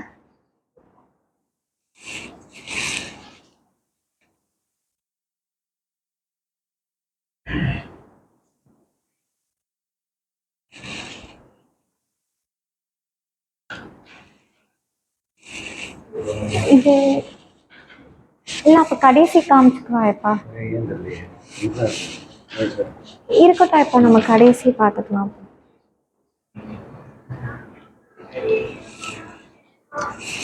ஓகே, ஸோ நான் கடைசி ஒரு வெப்சைட் சொல்கிறேன். அந்த வெப்சைட்டில் நமக்கு அந்த கம்பெனியே என்னன்னு தெரிலனாலுமே அந்த கம்பெனி பற்றி எல்லா டீட்டெயில்ஸ் என்ன அதை பற்றி கன்சாலிடேட்டடாக இருக்கும். அந்த வெப்சைட்டை நான் கடைசி சொல்கிறேன். ஓகே, அண்ட் அடுத்து ஸ்டாக் மார்க்கெட்டே, ஆனால் உண்மைதான் ஒரு ஸ்டாக்கை ஒரு புரிஞ்சு வாங்குறதுக்கு கண்டிப்பாக இட் டேக்ஸ் டைம் அண்ட் அதை பற்றி ஒரு கிளியர் அண்டர்ஸ்டாண்டிங் தேவை. அண்ட் அதுக்கு ஐ திங்க் ஒரு தனி செஷனே தேவை டு நோ எப்படி ஒரு கரெக்டாக ஒரு ஸ்டாக்கை நம்ம சூஸ் பண்ணி வாங்குறதுங்கிறது.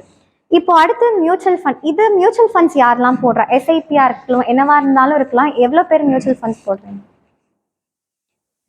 ஓகே, நீங்கள் யாரும் மியூச்சுவல் ஃபண்ட் எதுவும் போடல.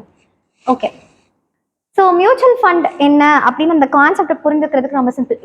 யாருக்கெல்லாம் பிரியாணிங்க ரொம்ப பிடிக்கும்? பிரியாணி பிடிக்குமா? பரோட்டா தான் பிடிக்குமா? சரி, ஓகே ஓகே, பரோட்டா வச்சு சொல்லிக்கலாம். ஓகே, சரி, எனக்கு ஒரு பிளேட் பரோட்டா வந்து, ஆனால் ஃபோட்டோலாம் பிரியாணியாக இருக்கும், பரவாயில்ல, அப்போ மாட்டேன். ஓகே, ஸோ ஒரு பிளேட் பிரியாணி வந்து சொல்கிறாங்க 1000 ரூபான்னு சொல்கிறாங்க. எனக்கு ரொம்ப ஆசை பிரியாணி வேணும்னு, சரி புரோட்டா வேணும்னு. ஆனால் என்ன ஆகுது, என் கையில் 100 ரூபா தான் இருக்குது. ஆனால் ஒரு புரோட்டா செட்டு வந்து 1000 ரூபான்னு சொல்கிறாங்க. அப்போ நான் என்ன பண்ணுறேன், ஆனால் எனக்கு எங்கே புரோட்டா நல்லா இருக்கும்னு தெரியல. நான் புதுசாக தூத்துக்குடிக்கு வரேன், ஒரு புரோட்டா செட் 1000 ரூபான்னு சொல்கிறாங்க, ஆனால் என் கையில் 100 ரூபா தான் இருக்குது. அதே மாதிரி நான் ஒரு 10 ஃப்ரெண்ட்ஸ் நாங்கள் வரோம், எங்கள் கையில் 100 ரூபா தான் இருக்குது, ஆனால் 1000 ரூபான்னு சொல்கிறாங்க. ஆனால் எங்கே நல்ல புரோட்டா கிடைக்கும்னு எங்களுக்கு தெரில. அப்போ நாங்கள் என்ன பண்ணுறோம், ராகுல்னு ஒருத்தர் வராரு, ரேண்டமாக ஒருத்தர் வராரு. அவர் என்ன சொல்கிறாரு, மேம் நான் ஏற்கனவே நல்லா அனலைஸ் பண்ணிட்டேன், தூத்துக்குடியில் எங்கே பெஸ்ட்டாக புரோட்டா கிடைக்கும்னு நான் சொல்லிட்டேன். நீங்கள் எல்லாரும் 100 ரூபா தாங்க, உங்கள் காசெல்லாம் சேர்த்து போட்டு 1000 ரூபாய்க்கு நான் ஒரு புரோட்டா செட்டு எனக்கு தரேன் அப்படின்னு. நானும் வந்து என்ன பண்ணுறேன், ராகுல் இந்தாங்க 1000, நான் 100 ரூபா தரேன். என்னைய மாதிரி அங்கங்கே இருக்கிறவங்க 100 ரூபா கொடுத்து ராகுல்கிட்ட கொடுத்துட்டோம். ராகுல் போய் என்ன பண்ணுறாரு, எங்கே சூப்பராக புரோட்டா இருக்குது தூத்துக்குடியில் அப்படின்னு போய் ஆராய்ச்சி பண்ணி எங்ககிட்ட வந்து புரோட்டாவும் கொடுத்துட்டாரு. நாங்கள்லாம் ஜாலியாக சாப்பிட்றோம். லிட்ரலி மியூச்சுவல் ஃபண்டு இதே மாதிரி தான். அந்த 10 பேர் எங்களுக்குலாம் புரோட்டா வேணும், தட் இஸ் எனக்கு ரிட்டர்ன் வேணும், ஆனால் எனக்கு ஸ்டாக் மார்க்கெட் என்னன்னு தெரியாது, புரோட்டா எனக்கு, ஆனால் எங்கே புரோட்டா நல்லா இருக்கும்னு தெரியாது, எனக்கு எங்கே போய் இன்வெஸ்ட் பண்ணோம் எதுவுமே எனக்கு தெரிலனாலும் அந்த 10 பேர் நாங்கள் தான் இன்வெஸ்டர்ஸ். ஏன்னா எனக்கு தெரில புரோட்டா எங்கே நல்லா இருக்கும்னு எனக்கு தெரில. 1000 ரூபாய்க்கு போய் என்னால் புரோட்டா வாங்க முடியாது, கையில் என்கிட்ட 100 ரூபா தான் இருக்குது. அந்த ராகுல்னா அந்த ஏஎம்சின்னு சொல்லுவாங்க, தட் இஸ் ஹெச்டிஎஃப்சியாக இருக்கலாம், ஆக்சிஸாக இருக்கலாம், நிப்பானாக இருக்கலாம், அந்த அசட் மேனேஜ்மெண்ட் கம்பெனி. இந்த கம்பெனிஸ் என்ன பண்ணுறாங்க, நமக்கு பதிலாக எந்தெந்த ஸ்டாக் நல்லா இருக்குது, இதை எப்படி பெர்ஃபார்ம் பண்ணுது அப்படின்னு அவங்க எல்லாம் அனலிசிஸ் பண்ணி கரெக்டாக ரெடியாக வச்சுருக்காங்க. அண்ட் கடைசி நம்மக்கிட்ட அந்த ப்ராஃபிட்டை ஷேர் பண்ணுறாங்க. இதுதான் கான்செப்ட் ஆஃப் மியூச்சுவல் ஃபண்ட். எனக்கு வந்து ஸ்டாக் மார்க்கெட்டே என்னன்னு தெரிலனாலும் ஃபர்ஸ்ட் ஸ்டெப் நம்ம என்ன பண்ணலாம், இந்த மியூச்சுவல் ஃபண்டில் போய் பண்ணலாம். ஏன்னா நம்மளோட இவங்களாம் பயங்கர அறிவாளி தான் அந்த ஏஎம்சி, அவங்க நமக்கு பதிலாக போய் இதை ரிசர்ச் பண்ணி கரெக்டாக வச்சுருக்காங்க. ஓகே, அண்ட் இதில் வந்து மியூச்சுவல் ஃபண்டில் நிறைய வகை இருக்குது, அதுலேயும் நிறைய வகை இருக்குது. நம்ம எப்படி போய் ராகுல்கிட்டேருந்து நம்ம எப்படி புரோட்டா வாங்குறது, அதுவும் நிறைய வகை இருக்குது. ஒன்று நான் என்ன பண்ணலாம், 100 ரூபாவை ஒரே தான் நான் ராகுல்கிட்ட கொடுத்தா அது பேர் மியூச்சுவல் ஃபண்ட். சிப்னா என்ன பண்ணுறேன், 10 ரூபாவா நான் ராகுல்கிட்ட கொடுத்தா அது சிஸ்டமேட்டிக் இன்வெஸ்ட்மெண்ட் பாலிசின்னு சொல்லுவாங்க. எதுக்காக நான் சிப் போடணும் அப்படின்னா, இது நிறைய இப்போ ரீல்ஸ் தள்ளினாலே சிப் போடுங்க 1 கோடி சேர்த்தாலும் சிப் போடுங்க. எதுக்காக இந்த சிப் ரொம்ப முக்கியம் அப்படின்னா, இதுக்கு ஒரு எக்ஸாம்பிள் வச்சுக்குவோம். இப்போது எனக்கு டிஷர்ட் வாங்கணும், ஆனால் நான் மாதம் 500 ரூபாய்க்கு நான் டிஷர்ட் வாங்க போகிறேன். என்ன ஆகுது, நான் மாதம் 500 ரூபாய்க்கு தான் டிஷர்ட் வாங்க போகிறேன். ஆனால் இந்த டிஷர்ட்டோட விலை வந்து 1000 ரூபா வச்சுருக்கேன், மாதம் 1000 ரூபா வச்சுருக்கேன். ஆனால் இந்த டிஷர்ட்டோட விலை மாறிக்கிட்டே இருக்குது. மாதம் போகிறேன் 500 ரூபான்னு சொல்கிறாங்க டிஷர்ட்டு, அப்போ என்னால் 2 டிஷர்ட் தான் வாங்க முடியுது. அடுத்த மாதம் எனக்கு தெரியாது அடுத்தடுத்த மாதம் எவ்வளோ டிஷர்ட் விலை இருக்க போகுதுன்னு, அடுத்த மாதம் சொல்கிறாங்க 250ன்னு, அப்போ என்னால் 4 டிஷர்ட் வாங்க முடியுது. அடுத்த மாதம் சொல்கிறாங்க 200 அப்போ என்னால் 5 டிஷர்ட் வாங்க முடியுது. திடீர்னு பார்த்தா ஏப்ரலில் 500 ரூபான்னு சொல்கிறாங்க, திருப்பி நாள் 2 டிஷர்ட் தான் வாங்க முடியுது. ஸோ இப்போ எனக்கு என்ன ஆகுது, மாதம் எனக்கு விலைவாசி தெரிய மாட்டேங்குது, அடுத்த மாதம் டிஷர்ட் எவ்வளோ விலைன்னு தெரிய மாட்டேங்குது. ஸோ நான் என்ன பண்ணுறேன், ஆனால் மாதம் நான் 1000 ரூபா போட்டுக்கிட்டே இருக்கேன் அப்படின்னா ஆவரேஜாக ஒரு டிஷர்ட் வந்து 322 ரூபாய்க்கு நான் வாங்க முடியுது. இதுதான் சிப்போம். என்ன ஆகுது, நமக்கு எப்போ பெஸ்ட் டைம் டு பை ஸ்டாக்குன்னு தெரிய மாட்டேங்குது, எப்போ வந்து ஒரு ஸ்டாக்கோட ப்ரைஸ் அடியில் இருக்குது அப்படின்னு நமக்கு தெரியாது. இன்ஃபேக்ட் யாருக்குமே தெரியாது, என்னதான் பெரிய டெக்னிக்கல் அனாலிசிஸ் அதுன்னு பண்ணாலும் நோபடி நோஸ் எது right time to enter the மார்க்கெட்டுன்னு கேட்டால் it is just an approximation, யாருக்கும் தெரியாது. அதனால நம்ம என்ன பண்ணுறோம், ஆனால் எனக்கு அந்த ஒரு ப்ராக்டிஸ் இருக்குது. அப்போ நான் என்ன பண்ணுறேன், கூட இருக்கிறப்பையும் வாங்குறேன், கம்மியாக இருக்கிறப்பையும் வாங்குறேன், அப்போ தோராயமாக எனக்கு ஒரு ஆவரேஜ் ப்ரைஸ் வந்துடுது. இதுதான் சிப். ஸோ அதனால தான் மியூச்சுவல் ஃபண்ட்ஸோட the best way to invest இப்போது it is always SIP. So இது நான் என்ன ஆகுது, ஆவரேஜ் ஆயிடுது and second time nobody knows which is the best time to enter and buy a stock. So அதனால தான் எவ்ரிபடி சேஸ் சிப் போடுங்கன்னு. இந்த மியூச்சுவல் ஃபண்ட்ஸில் நிறையா இருக்குது. பட் ஆனால் ப்ரிடாமினெண்ட்டாக எல்லாருக்கிட்டையும் ஒரு ஸ்கீம் இருக்கணும்னா இஎல்எஸ்எஸ், இது வந்து ஒரு tax saving mutual fund scheme. So கண்டிப்பாக ஒரு சிப் இருக்கணும், ஒரு இஎல்எஸ்எஸ் ஸ்கீம் இருக்கணும். அண்ட் நீங்கள் மியூச்சுவல் ஃபண்ட்ஸில் போடணும்னு நீங்கள் நினச்சாலுமே அதை பிரித்து போடலாம். லார்ஜ் கேப் மியூச்சுவல் ஃபண்ட்னா அவங்க போய் லார்ஜ் கேப் கம்பெனியில் மட்டும் இன்வெஸ்ட் பண்ணுவாங்க. So large cap, mid cap, small கேப்னு நான் சொன்னேன் அந்த 3 இதில்.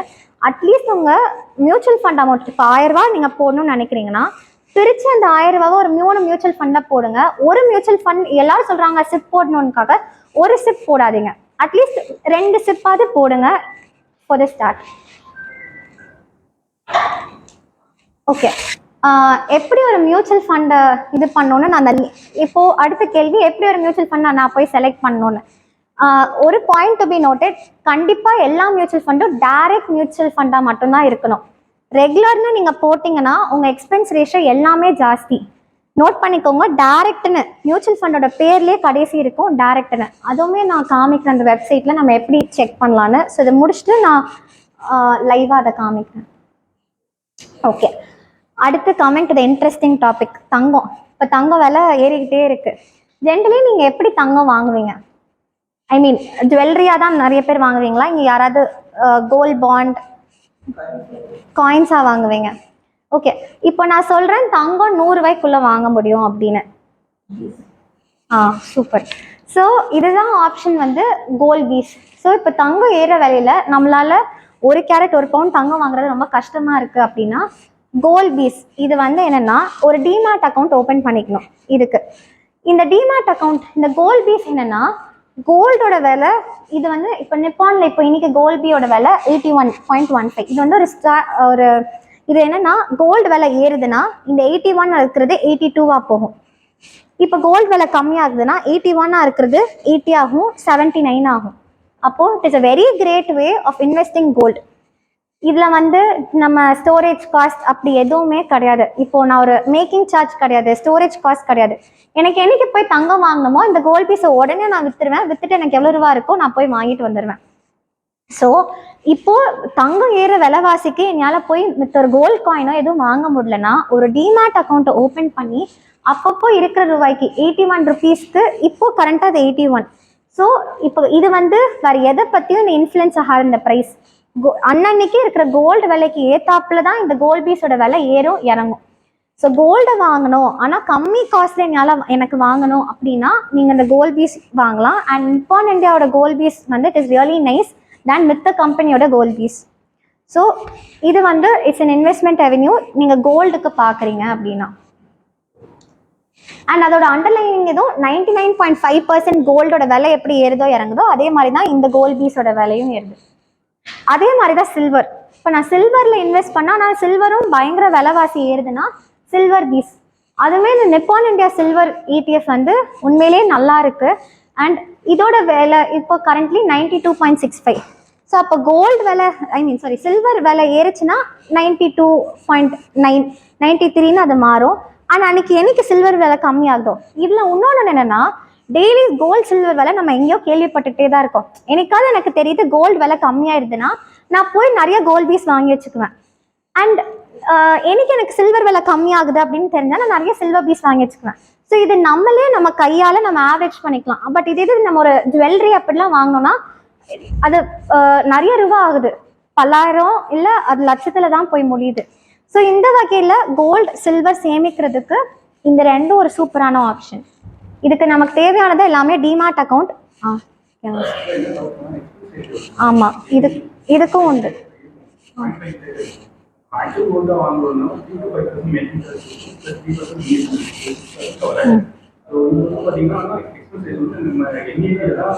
ஆமாம்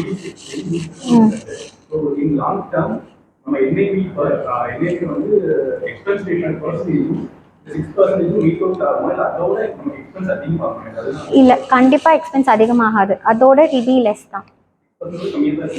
கண்டிப்பாக கம்மி.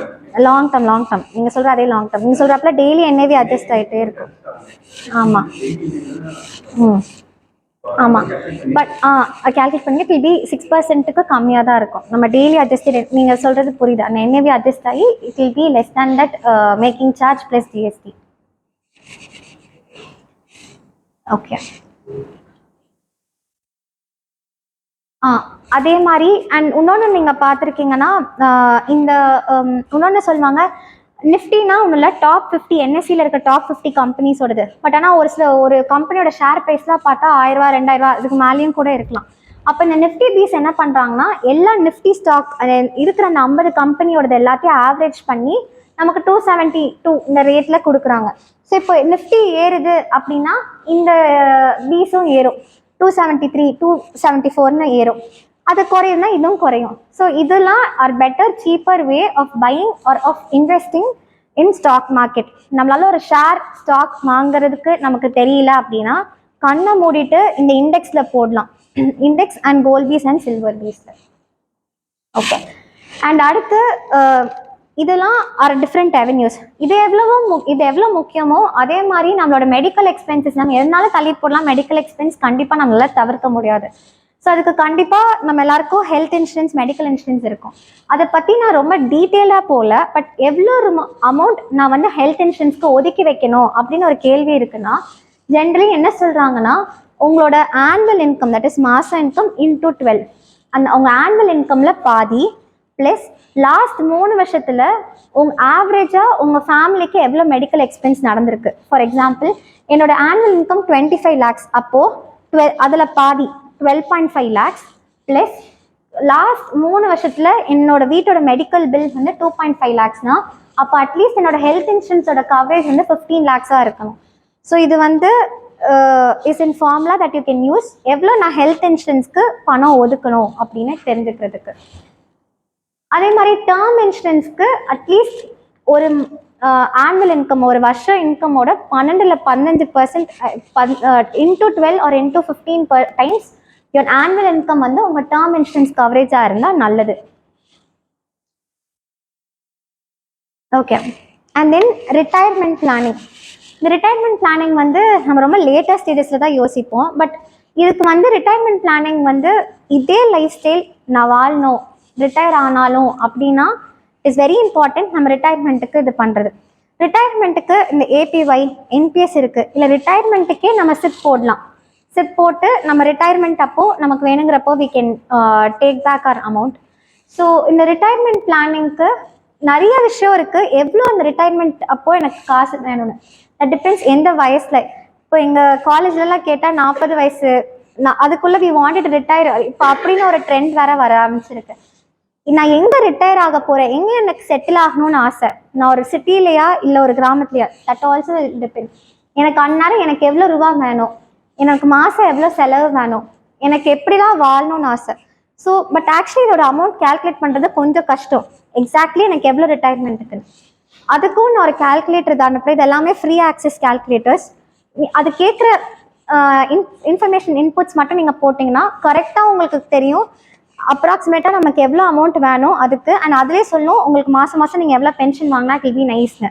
ஸோ அந்த மாதிரி ஒரு டீட்டெயில் கேல்குலேஷன் எல்லாமே உங்களுக்கு இந்த செஷனுக்கு அடுத்து நான் உங்களுக்கு அனுப்புகிறேன். அண்ட் கடைசி, கஷ்டப்பட்டு நான் காசு சேர்க்குறோம், நம்ம எல்லாமே பண்ணுறோம். பட் கடைசி யாருக்காக ஓடுறோம் அப்படின்னா நம்ம அட் தி எண்ட் நம்ம இதெல்லாம் we have to pass on to the next generation. இதில் நிறைய ஃபேமிலிஸில் நடக்கிற பிரச்சனையே இதுதான், இந்த சொத்து தகராறு அது இதுன்னு. ஸோ இவ்வளோ நாள் ஒருத்தவங்க கஷ்டப்பட்டு either it comes from normal day to day எக்ஸ்பென்ஸ்லேருந்து நம்மளோட கோல்ஸ்லாம் நம்ம பிளான் பண்ணிட்டோம், ரிட்டையர்மெண்ட்டும் பிளான் பண்ணிட்டோம். அண்ட் கடைசி இருக்கிறது எஸ்டேட் பிளானிங். ரொம்ப முக்கியமாக இருக்கிறது பில் எழுதி வைக்கிறது. அதர்வைஸ் கோர்ட்டுக்கும் செலவாகும். ஐ மீன் நம்ம காசு எல்லாமே கோர்ட் பஞ்சாயத்துன்னு போவோம். இல்லை நம்ம யாரை who we want to be the beneficiary அவங்க பெனிஃபிஷரியே இல்லாமல் போயிடுவாங்க. ஸோ அட் தி எண்ட் ஒரு ஹோல் பர்சனல் ஃபினான்ஷியல் பிளானிங் முடியணும்னா வில் எழுதி வைக்கிறது இஸ் வெரி இம்பார்ட்டண்ட். இந்த வில் வந்து இப்போ டிஜிட்டல் வில்லாகவே வந்துருச்சு.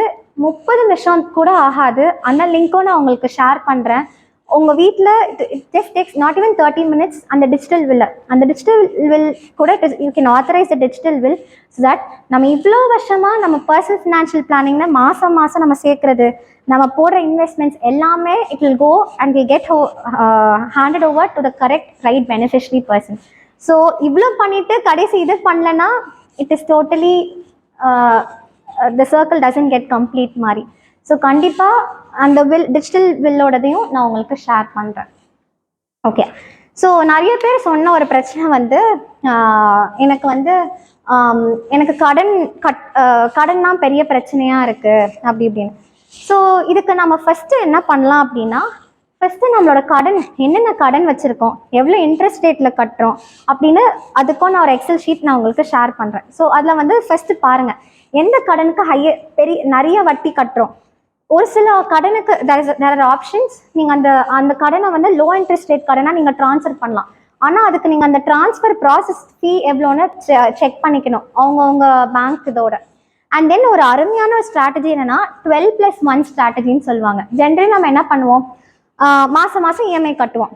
என்ன சொல்கிறாங்கன்னா அந்த மாதம் இஎம்ஐயோட ஒரு வருஷத்தில் இன்னும் ஒரே ஒரு இன்ஸ்டால்மெண்ட் இஎம்ஐ மட்டும் கட்டி பாருங்க அப்படின்னு சொல்ல வராங்க. அந்த டென்யூர் ஆஃப் கடனே கம்மியாகும். என்ன சொல்கிறாங்க, வருஷத்தில் இன்னும் ஒரு அடிஷ்னல் இஎம்ஐ இன்ஸ்டால்மெண்ட் கட்டுங்க அப்படின்னு. சரி, அதுக்கு நம்ம எப்படி சேர்க்கலாம்னா நம்மளால் ஒரு ஷார்ட்டாக எடுக்க முடியல, போனஸ் அப்படி இப்படின்னு நமக்கு கையில் வர காசுனா அதை வச்சு அந்த ஒரு இன்ஸ்டால்மெண்ட் கட்டலாம். இல்லை நான் இன்னும் பிளான் பண்ணுறேன் அப்படின்னா அந்த ஒரு இன்ஸ்டால்மெண்ட்டே ஒரு ஷார்ட் டேர்ம் கோலாக வச்சுட்டு மாதம் அதுக்கு நான் காசு சேர்த்து அந்த மாதம் அதில் வர வட்டியெல்லாம் அக்யூமுலேட் ஆகி அதுலேருந்து வர அமௌண்ட், அது மெச்சர் ஆகி வர அமௌண்ட்டை கூட நான் ஒரு அடிஷ்னல் இஎம்ஐ அமௌண்ட்டாக கட்டலாம். ஸோ கண்டிப்பாக இந்த 12+1 ஸ்ட்ராட்டஜியை யூஸ் பண்ணுங்கள். இன்னொன்று நான் ஷீட் சொல்வேன், அது லோன் அமார்டைசேஷன் ஷெட்யூல்னு சொல்லுவாங்க. ஜென்ரலி பார்த்தா இனிஷியல் இயர்ஸில் நம்ம கட்டுற பாதி அமௌண்ட் வந்து இன்ட்ரெஸ்ட் வட்டிக்கு மட்டும்தான் போகும். ஒரு பாயிண்ட்டுக்கு மேலே தான் அது வந்து நம்மளோட பிரின்சிபல் அமௌண்ட், நம்ம எவ்வளோ ரூபா கடன் வாங்கியிருக்கோமோ அதுக்கு தான் போகும். அந்த ஷீட்டில் என்ன காமிக்கும்னா எவ்வளோ வருஷம் வட்டிக்கு மட்டும் எவ்வளோ போகுது, எவ்வளோ வந்து பிரின்சிபல் அமௌண்ட்டுக்கு போகுது. இது நீங்கள் இன்னும் தெளிவாக தெரிஞ்சுக்கிட்டா உங்களுக்கு தெரியும், நான் அப்போது இனிஷியல் இயர்ஸில் நம்ம ஆக்சுவலி எவ்வளோ ஜாஸ்தியாக ரீபே பண்ணுறோமோ அவ்வளோ தூரம் நம்ம லோனோட டென்யூர் குறையும், நம்ம பே பண்ண வேண்டிய இன்ட்ரெஸ்ட்டும் குறையும். ஸோ அந்த இதுவுமே நான் உங்களுக்கு இப்போ அடுத்து ஷேர் பண்ணி காமிக்கிறேன். ஸோ தட் நீங்கள் என்ன அமௌண்ட் லோன் போட்டாலும் இன்னைக்கு நீங்கள் போய் அந்த இதில் நீங்கள் சொல்கிற அந்த 2 இதில் மட்டும் நீங்கள் உங்கள் வேல்யூவை போட்டிங்கன்னா தன்னால் உங்களுக்கு தெரியும் எவ்வளோ இன்ட்ரெஸ்ட்டுக்கு போகுது, எவ்வளோ வந்து நம்ம பிரின்சிபல் அமௌண்ட் வந்து இது போகுதுன்னு. ஸோ இந்த மாதிரி you can use start. And இன்னொன்று நம்ம பண்ணலாம். ஃபஸ்ட்டு வந்து ஹை இன்ட்ரெஸ்ட் ரேட்டில் இருக்கிற கடன்லாம் நம்ம கட்டி முடிக்கலாம். அதுக்கடுத்து low interest rate. So first process வந்து முதல்ல நம்ம என்னெல்லாம் கடன் வச்சுருக்கோம், எவ்வளோ நமக்கு தேவை அப்படின்னு அந்த ஷீட் உங்களுக்கு ஷேர் பண்ணுறேன். ஸோ தட் நீங்கள் அதை கன்சால்டேட் பண்ணி எழுதுனா தான் நம்ம மன கால்குலேஷனோட நம்ம என்னைக்காவது ஒரு இடத்துல எழுதுனா that will work the best. And கண்டிப்பாக இந்த 12+1 strategy is a very effective strategy to repay all your debts. And okay, இப்போ நீங்கள் நிறையா இன்வெஸ்ட்மெண்ட் அவென்யூஸ்லாம் பார்த்துருக்கோம். பட் என்றைக்குமே ஓகே மியூச்சுவல் ஃபண்ட் சூப்பராக பண்ணுது, எஸ்ஐபி சூப்பராக பண்ணுதுன்னு 20% மேலே என்றைக்குமே உங்கள் காசு வந்து ஒரு இன்வெஸ்ட்மெண்ட் அவென்யூவில் இருக்கக்கூடாது. 20% மேலே எஃப்டிலையும் இருக்கக்கூடாது, 20% மேலே வந்து ஒரு மியூச்சுவல் ஃபண்ட்லேயும் இருக்கக்கூடாது, 20% மேலே பிபிஎஃப்லேயும் இருக்கக்கூடாது. டைவர்சிஃபைடாக பேலன்ஸ்டாக இருக்கணும் நம்மளோட இன்வெஸ்ட்மெண்ட் ஆப்ஷன்ஸ். ஓகே, ரொம்ப ஷார்ட்டாக கிறிஸ்பாக டு கன்சாலிடேட். இப்போ நம்ம ஃபஸ்ட்டு எங்கே ஆரம்பித்தோம், நம்ம கோல் என்னன்னு நம்ம எழுதணும். அண்ட் கடைசி அதுக்கு நம்ம எப்படி நம்ம இன்வெஸ்ட் பண்ண போகிறோம் அப்படின்னு எழுதணும். உங்களோட ஷார்ட் டேர்ம் கோல் வந்து எஃப்டி நீங்கள் போடலாம். அண்ட் தென் ஸ்வீப் அக்கௌண்ட் ஃபெசிலிட்டின்னு நான் சொன்னேன்ல, நம்ம FD account and savings account இன்டிகிரேட்டடாக வச்சுக்கலாம். ஸோ இன்னைக்கு நம்ம சேவிங்ஸ் பேங்க் அக்கௌண்ட்டில் இருக்கிற எக்ஸஸ் எஃப்டிக்கு போகும். அண்ட் ஷார்ட் டேர்ம் டெட் ஃபண்ட்ஸ்னால் வந்து நம்மளோட கவர்மெண்ட் ஜென்ரலி அவங்க கவர்மெண்ட் செக்யூரிட்டிஸ் அதெல்லாம் அவங்க இன்வெஸ்ட் பண்ணுவாங்க. ஸோ இதெல்லாமே நீங்கள் ஷார்ட் டேர்ம் கோல்ஸ்க்கு யூஸ் பண்ணிக்கலாம். மீடியம் டேர்ம் கோலுக்கு இஎல்எஸ்எஸ், இது வந்து டேக்ஸ் சேவிங் மியூச்சுவல் ஃபண்ட். இந்த மியூச்சுவல் ஃபண்ட் வந்து நம்ம போடுறோம்னா நமக்கு டேக்ஸ் பெனிஃபிட்ஸ் கொஞ்சம் ஜாஸ்தி. அடுத்து இந்த மந்த்லி இன்கம் ஸ்கீம், ஏன்னா அதுக்கு 5 years லாக்இன் பீரியட் இருக்குது. ஸோ அதை வச்சு நம்ம மீடியம் டேர்ம் கோல் யூஸ் பண்ணலாம். கோல்டு அண்ட் சில்வர் ETF, நான் சொன்ன கோல்ட் பீஸ், சில்வர் பீஸ், அது ஆக்சுவலி நம்ம எந்த கோலுக்கும் கூட யூஸ் பண்ணிக்கலாம். அண்ட் நம்ம லார்ஜ் கேப்பில் சிப் போடலாம். நம்ம NSE certificate, national saving certificate, அதுவுமே நம்ம யூஸ் பண்ணலாம் மீடியம் டேர்ம் கோலுக்கு. நம்மளோட லாங் டேர்ம் கோலுக்கு நம்ம என்ன யூஸ் பண்ணலாம், பிபிஎஃப், ரியல் எஸ்டேட், அதெல்லாம் லாங் டேர்ம் கோல்ஸ்க்கு தான் நம்ம யூஸ் பண்ணணும். நம்மளோட பிபிஎஃப், ரியல் எஸ்டேட், நம்மளோட நிஃப்டி பீஸ், இண்டெக்ஸ் ஃபண்ட்ஸ்னால் டேரெக்டாக NSE, BSE, நிஃப்டி, சென்செக்ஸில் நம்ம போய் இன்வெஸ்ட் பண்ணுறது எல்லாமே டேரெக்டாக நம்ம இண்டெக்ஸில் போய் நம்ம இன்வெஸ்ட் பண்ணுறது. ஸோ ப்ரிடாமினண்ட்டாக நம்ம கோல்ஸை நம்ம கேட்டகரைஸ் பண்ணுறோம், நம்ம இன்ஃப்ளேட்டட் காஸ்ட்டை பார்க்குறோம். அண்ட் கடைசி நம்ம எங்கே போய் இதெல்லாம் இன்வெஸ்ட் பண்ணணும், இந்த கோல்ஸை அச்சீவ் பண்ணுறதுக்குன்னு நம்ம தெரிஞ்சுக்கணும். ஓகே, இன்னும் ஒரு சில ஃபியூ டிப்ஸ் வந்து ஃபர்ஸ்ட் வந்து நான் சொன்னாப்புல இந்த லோன் ரீபே பண்ணுறதுக்கு எஃபெக்டிவாக 1000 சொல்கிறதுக்கு பதிலாக 1 thing is 12+1 strategy. அது நீங்கள் அந்த 1 இன்ஸ்டால்மெண்ட்டுக்கும் எப்படி ஒர்க் அவுட் பண்ணலான்னு 2 ways நான் சொன்னாப்புல பாருங்கள். அண்ட் தென் நீங்கள் சிப்லாம் போடுறீங்கன்னா நம்மளோட வருமானம் ஜாஸ்தி ஆக ஆக கொஞ்சம் உங்கள் சிப் அமௌண்ட்டை ஸ்டெப் அப் பண்ணுங்கள். இப்போ 200 ரூபா நான் போடுறேன்னா அடுத்து 250 ரூபா கொஞ்சமாக நீங்கள் இன்க்ரீஸும் பண்ணிங்கன்னா நம்மளால் ஈஸியாக நம்மளால் லோனை நம்மளால் கோல்ஸ் அச்சீவ் பண்ண முடியும். அண்ட் எனக்கு இன்கமே பத்தலை, பட் ஸ்டில் எனக்கு இது பண்ணணும்னா வேறு வழியே இல்லை, we have to create passive income. அடுத்த ஸ்கீம் ஆஃப் இன்கம், என்னோட அடுத்த ஸ்கில்ஸ் என்ன, என்னோட ஸ்ட்ரென்த் என்னன்னு நீங்கள் அனலைஸ் பண்ணுங்கள், work on that and start creating a passive income. Only then நம்ம கோல்ஸை நம்மளால் அச்சீவ் பண்ண முடியும். அண்ட் இது நான் இன்னைக்கு நான் பண்ணுறேன், இன்னைக்கு நான் வீட்டில் போய் பண்ணுறேன் அப்படின்னா அட்லீஸ்ட் 3 months ஒன்ஸ் இதெல்லாம் இந்த ஷீட்டை திருப்பி எடுத்து பாருங்கள், ஏதாவது நான் மாற்றம் கொண்டு வரணுமா, இது எனக்கு கரெக்டாக இருக்கான்னு. ஸோ அட்லீஸ்ட் 3 months ஒன்ஸ் நீங்கள் இந்த ஷீட்டை எடுத்து பார்த்தாலே ஐ திங்க் நம்ம இன்னும் பெட்டராக நம்மளோட ஃபினான்ஷியல் பொசிஷன் வரும். Okay, and one more thing, generally ஒரு கொஸ்டின் இருக்கும், இப்போ நமக்கு எல்லாருக்கும் ஒரு லக்ஸுரி ஐட்டம், இந்த லக்ஸுரி கேன் பி என்னவாக இருக்கலாம், ஒரு காராக இருக்கலாம், ஒரு ஐஃபோனாக இருக்கலாம். One thing that I use in my personal life, இது இன்னொருத்தர் என்கிட்ட சொன்னார், but that has work very well. உனக்கு என்னைக்கு ஒரு லக்ஸரியாக ஒரு ஐட்டம் வேணும், லக்ஸரினா எனக்கு தேவைக்கு மிஞ்சின ஒரு ஐட்டம், ஃபார் எக்ஸாம்பிள் காரு, ஒரு வாட்ச், என்னவானாலும் இருக்கலாம். நீ அதுக்கு இன்வெஸ்ட் பண்ணு, வாங்குறது தப்பு இல்லை, இன்வெஸ்ட் பண்ணி வர காசுல நீ என்ன லக்ஸரி ஐட்டம்னாலும் வாங்கின. ஸோ அவங்க என்ன சொல்ல வராங்கன்னா, இப்போ நான் ஒரு ஐஃபோன் வாங்கணும் அப்படின்னா நீ இன்வெஸ்ட் பண்ணு, அப்போ தன்னால நீ பொறுமையாக அந்த ஒரு வருஷம் நீ இன்வெஸ்ட் பண்ணுவ, இன்வெஸ்ட் பண்ணி வர அமௌண்ட்ல நீ ஒரு லக்ஸரி ஐட்டம் வாங்குன. So this has been one personal take away from a person. So I think அது வந்து நான் அடுத்து என் லைஃப்பில் யோசிக்கிறப்ப எனக்கு நிறைய டிசிப்ளின் கொடுத்துச்சு, பொறுமை நிதானம் கொடுத்துச்சு, and that worth for waiting that luxury. So I think that is also one thing that I would like to say. So ஒரு லக்ஸரி ஐட்டம் உங்களுக்கு வேணும்னா I think you have to start investing for a luxury items. And நெசசிட்டிக்கு நம்ம spend பண்ணலாம், அந்த luxury can be postponed. And அதுக்கு invest பண்ணி நான் ஒரு லக்ஸரியை வாங்குறேன்னா that gives is ultimate happiness தான். அண்ட் எப்போவுமே இன்னொன்று, ஒரு இன்வெஸ்ட்மெண்ட் ப்ராடக்ட் யாராவது ஒருத்தவங்க இனிமேல் உங்ககிட்ட வந்து சொல்கிறாங்கன்னா ஃபஸ்ட்டு அதோட ரிட்டர்ன் தெரிஞ்சுக்கோங்க, அல்லது -6 to 7% பண்ணுங்கள். அப்போ தான் உண்மையான ரியல் ரேட் ஆஃப் ரிட்டர்ன் என்னன்னு தெரியும்.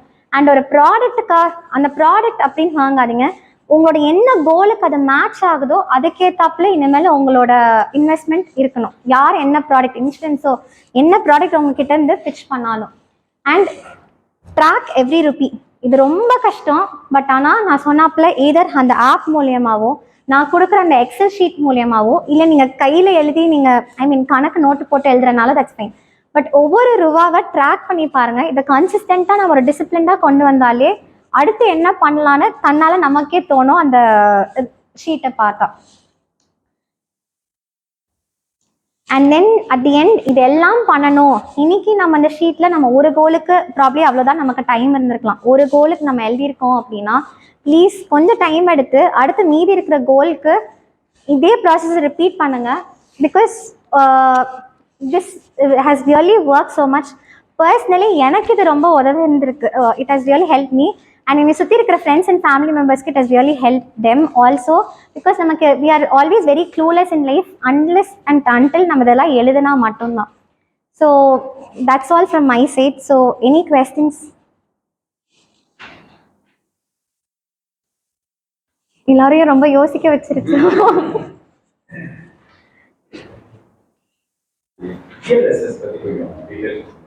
ஓகே, அதுவும் இஎல்எஸ்எஸ் வந்து ஈக்விட்டி லிங்க் சேவிங் ஸ்கீம். இதுவுமே எஸ்ஐபி மாதிரியே தான் அங்கிள். நம்ம அதை போடுறோம், அதில் வந்து you get tax benefit. That இப்போ உங்களோட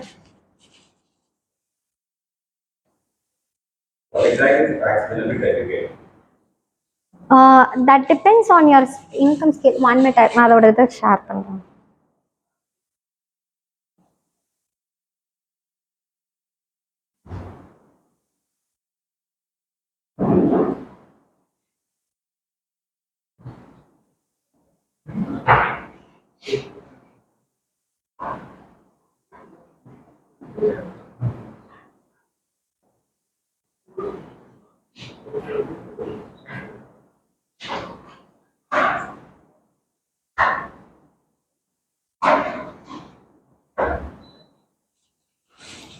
அந்த பிடிஎஃப் நான் உங்களுக்கு ஐபா மூலியமாக ஷேர்.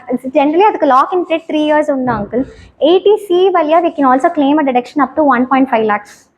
ஸோ செக்ஷன் 80C இப்போ நம்ம ஓல்ட் ரெஜிம் நம்ம ஆஃப் பண்ணியிருக்கோன்னா நமக்கு 80C வழியாக அப் டு 1.5 lakhs நமக்கு டேக்ஸ் டிடக்ஷன் பெனிஃபிட் இருக்கும். But this ELSS comes with 3 years lock in period also. Compared to மித்த மியூச்சுவல் ஃபண்ட்ஸோட ஒரு டேக்ஸ் பெனிஃபிட்காக நம்ம பார்க்குற மியூச்சுவல் ஃபண்ட்னா இட் கம் இன் இஎல்எஸ்எஸ். அதோட detail breakup also.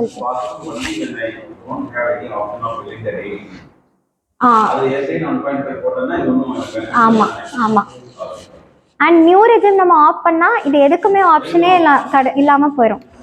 So that's why I tend touch about tax saving. Because இப்போது நான்லாம் ஐ ஆஃப் இப்போ நம்ம நியூ ரெஜிம்னு பார்த்தா எதுவுமே it will not do it.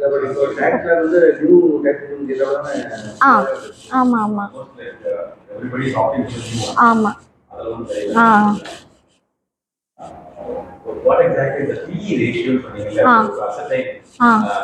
How expensive the share is. Okay, so அது ரெண்டு பண்ணலாம். ஒன்று நம்ம என்ன பண்ணலாம்னா அந்த கம்பெனி ப்ரைஸ் ஏர்னிங் ரேஷியோன்னு இது நம்ம என்ன பண்ணலாம், அந்த ஸ்டாக்கோட பிஇ அக்ராஸ் த மந்த்ஸ் பார்க்கலாம். இல்லை நம்ம இன்னொன்று என்ன பண்ணலாம், இண்டஸ்ட்ரி ஆவரேஜோட பிஇ இருக்கும். இண்டஸ்ட்ரியில் இருக்கிற மித்த ஸ்டாக்கோட எக்ஸ்பென்சிவ் பேங்க்னா இப்போ ஹெச்டிஎஃப்சினா ஹெச்டிஎஃப்சியோட பிஇயும் மித்த பேங்க் இண்டஸ்ட்ரியோட கேட்டகரி ஆவரேஜ் பிஇயும் இருக்கும்.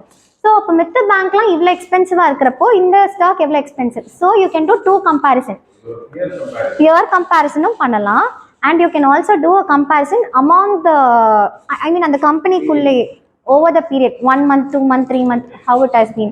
So we will know என்னைக்கு அந்த ஷேர் வந்து ரொம்ப ஓவர் ஹைப், இப்போ ஒரு சில இதெல்லாம் வந்து ஓவர் ஹைப்டாக இருந்துச்சுன்னா PE ரேஷியோ ரொம்ப ஜாஸ்தியாக இருக்குன்னு அர்த்தம். So when PE generally comes down it is better to buy a share. ஆமாம், within that நம்ம டிமேட் அக்கௌண்ட்ல within that working hours of the stock market, இப்போ 3:30க்கு முடியுது ஸ்டாக் மார்க்கெட்னா அந்த டியூரேஷன் ஆஃப் ட்ரேடிங் ஹார்ஸ்ல யூ கேன் ரெடீம்.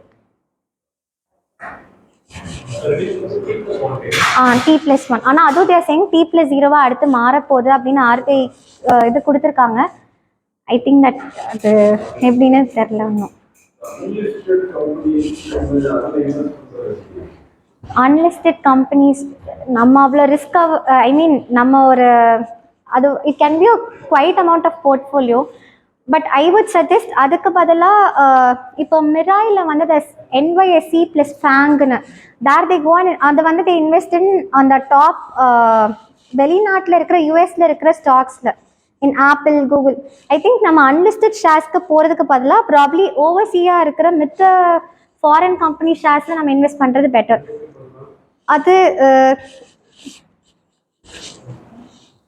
அது வந்து ரீசெண்டாக it has really given good returns also.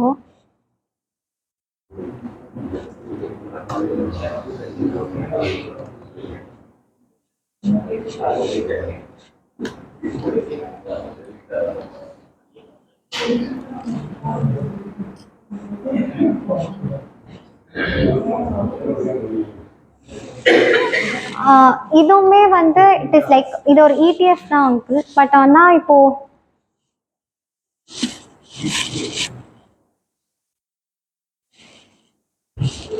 இது வந்து they go and invest in the stocks of foreign companies. So அப்போ அவங்க வந்து இது நம்ம எப்படி ஒரு SIP இவங்க இது வந்து இப்போ நம்ம எப்படி கோல்டு ETF கோல்டோட ப்ரைஸ் வந்து இட் டிபெண்ட் ஆன் இதே மாதிரி இது வந்து இட் டிபெண்ட் ஆன் ஒரு இந்த ETFோட ப்ரைஸ் வந்து இட் டிபெண்ட் ஆன் அந்த ஃபாரின்ல இருக்கிற அந்த ஒரு 4-5 இந்த ஹோல்டிங்ஸ் இருக்கும் நமக்கு.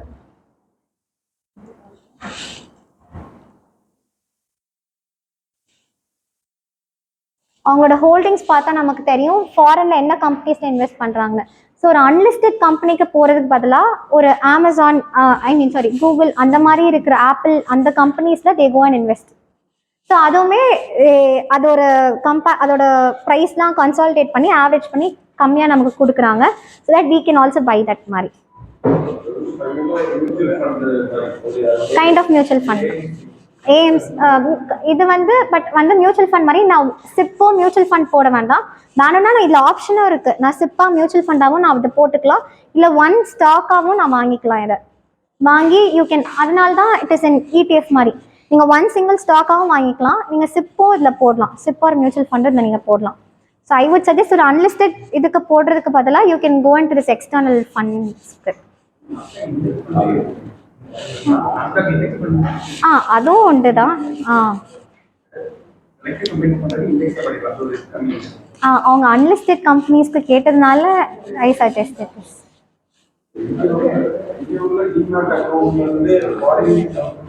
ஆமாம், பிகாஸ் இது வந்து இப்போ மிராய் தான் அதை AMC-யா இருக்காங்க.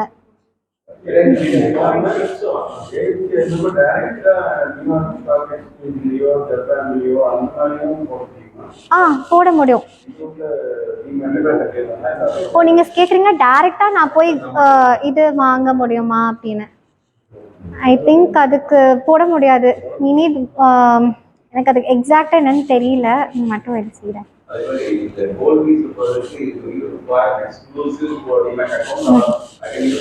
whatever is your prevailing demat account அதுலயே நீங்க வாங்கிக்கலாம்.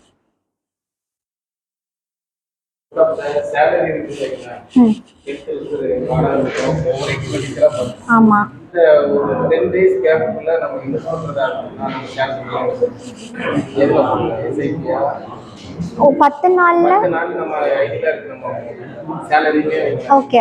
வாடகை ஆனால் உங்களுக்கு எப்போ சார் இந்த காசு தேவை அடுத்து? இப்போது 10 நாளுக்கு இதுலேருந்து நம்ம எக்ஸ்பென்சஸ் மந்த்லி எக்ஸ்பென்சஸ் ஸ்டார்ட் பண்ணுறது ம் இன்ட்ரெஸ்ட்டோ இஎம்ஐயோ கட்டுறது நம்ம 10 பிறகு வருது. இந்த 10 நாள் ஒன்றாந்தே 10 நாள் நம்ம ஆ 10 நாளைக்கு நம்ம ஒவ்வொரு மாதத்துக்கும் இன்வெஸ்ட் பண்ணி அதுக்கு 10 நாளுக்கு மியூச்சுவல் ஃபண்டில் வந்து லிக்விட் மியூச்சுவல் ஃபண்ட்ஸ்னு ஒன்று உண்டு சார். லிக்விட் ஃபண்ட்ஸ்னு இந்த லிக்விட் ஃபண்ட்ஸ் வந்து ஒரு நாள்லேயே நீங்கள் எடுத்துக்கலாம். ஒரு சிலர் 91 நாள்லேயும் நீங்கள் எடுத்துக்கலாம். இந்த மியூச்சுவல் ஃபண்ட்ஸில் லிக்விட் ஃபண்ட்ஸ்னு நீங்கள் தேடி பாருங்கள். அதில் வந்து நிறையா இருக்குது. ஓவர் நைட்டு ஆர்பிட்ரேஜ் அந்த மாதிரி நிறையா இருக்குது. ஜென்ரலி நீங்கள் லிக்விட் ஃபண்ட்ஸ் நீங்கள் பார்த்தீங்கன்னா அது வந்து நீங்கள் டக்குன்னு வேணுங்கிறப்போ நீங்கள் அந்த ஃபண்டில் போடலாம், நீங்கள் உடனே எடுத்துக்கலாம். அது டிபெண்ட்ஸ் தான். நீங்கள் வந்து அது நம்ம அந்த இதில் தான் நம்ம பார்க்கணும். என்னால் தோராயமாக இவ்வளோன்னு மார்க்கெட்டை பொறுத்து. ஏன்னா நீங்கள் 10 நாள்னு சொல்கிறப்போ என்னால் இதாக சொல்ல முடியாது. அந்நேரம் மார்க்கெட் நல்லா பண்ணிகிட்ருக்கு அப்படின்னா நல்ல ரேட்டாக இருக்கலாம். 10 நாள் வந்து ரொம்ப கம்மியான டைம்.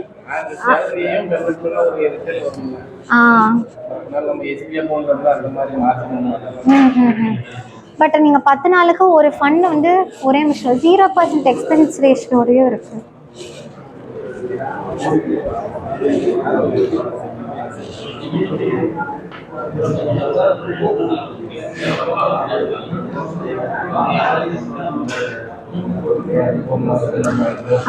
இப்போ நான் இந்த இதில் வச்சுருக்கிறத நீங்கள் கேட்குறது தான். இந்த 3 மியூச்சுவல் ஃபண்ட் வந்து இது ரெக்கமெண்டேஷன் கிடையாது. இன்னொருத்தவங்க கேட்டாங்க, நான் பண்ணி கொடுத்தேன் அவங்களுக்கு. இது வந்து நீங்கள் சொல்கிறாப்புல புரிய தேவை, எனக்கு உடனே காசில் கையில் வேணும் அப்படின்னா இது வந்து இந்த axis over night fund, Mirai asset liquid fund, இந்த டாடா ஆர்பிட்ரேஜ் ஃபண்டுன்னு நீங்கள் இதெல்லாம் பார்த்தீங்கன்னா நாள் கணக்கு தான். 30 நாளுக்குள்ளே எடுத்தீங்கன்னா இவ்வளோ சார்ஜு. பட் ஆனால் ஆமாம், இது வந்து நீங்கள் இது பார்த்தீங்கன்னா ஒரு நாள் கூட நீங்கள் ஒரு நாளுக்குள்ளே எடுத்தீங்கன்னா 0.007%. பட் ஆனால் இதெல்லாம் உங்களால் வந்து நாள் கணக்கில் காசு பார்த்து நீங்கள் எடுக்க முடியும். இப்போது மித்தது பார்த்தீங்கன்னா நிறைய இதில் லாக் இன் ட்ரேட் இருக்கும், 3 வருஷம் 5 வருஷம். நீங்கள் லிக்விட் ஃபண்ட்ஸ்னு பார்த்து எந்த லிக்விட் ஃபண்டில் எக்ஸிட் லோட் கம்மியாக இருக்குது, எக்ஸ்பென்ஸ் ரேஷியோ கம்மியாக இருக்குது நீங்கள் பார்த்து போட்டிங்கன்னா உங்களோட தேவைக்கு இந்த மியூச்சுவல் இந்த ஃபண்ட்ஸ் வந்து நல்லா பண்ணும்.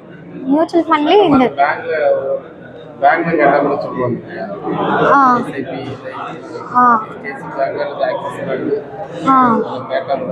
ஆமாம்.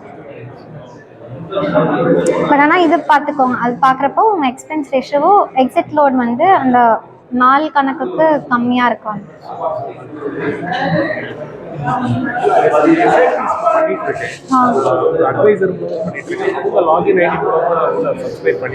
ஓ ஓகே. அவங்க வந்து இப்போ ஜியோஜித் அந்த மாதிரியா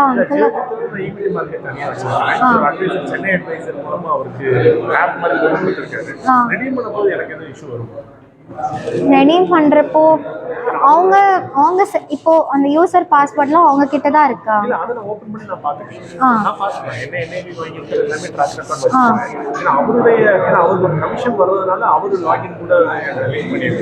அப்போ நான் சொன்னாப்புல என்ன எல்லாமே ரெகுலரா இருக்கு உங்களோட மியூச்சுவல் ஃபண்ட் எதுவும் டைரக்டா இருக்கு. சரி சரி, ஐ திங்க் இல்லை அப்படி எதுவும் இருக்காதுதா. பிகாஸ் நீங்களும் யூ ஹாவ் எல்லா கிரெடென்ஷியல்ஸ் உங்ககிட்டயும் இருக்கிறப்போ அப்போ then it won't be a problem.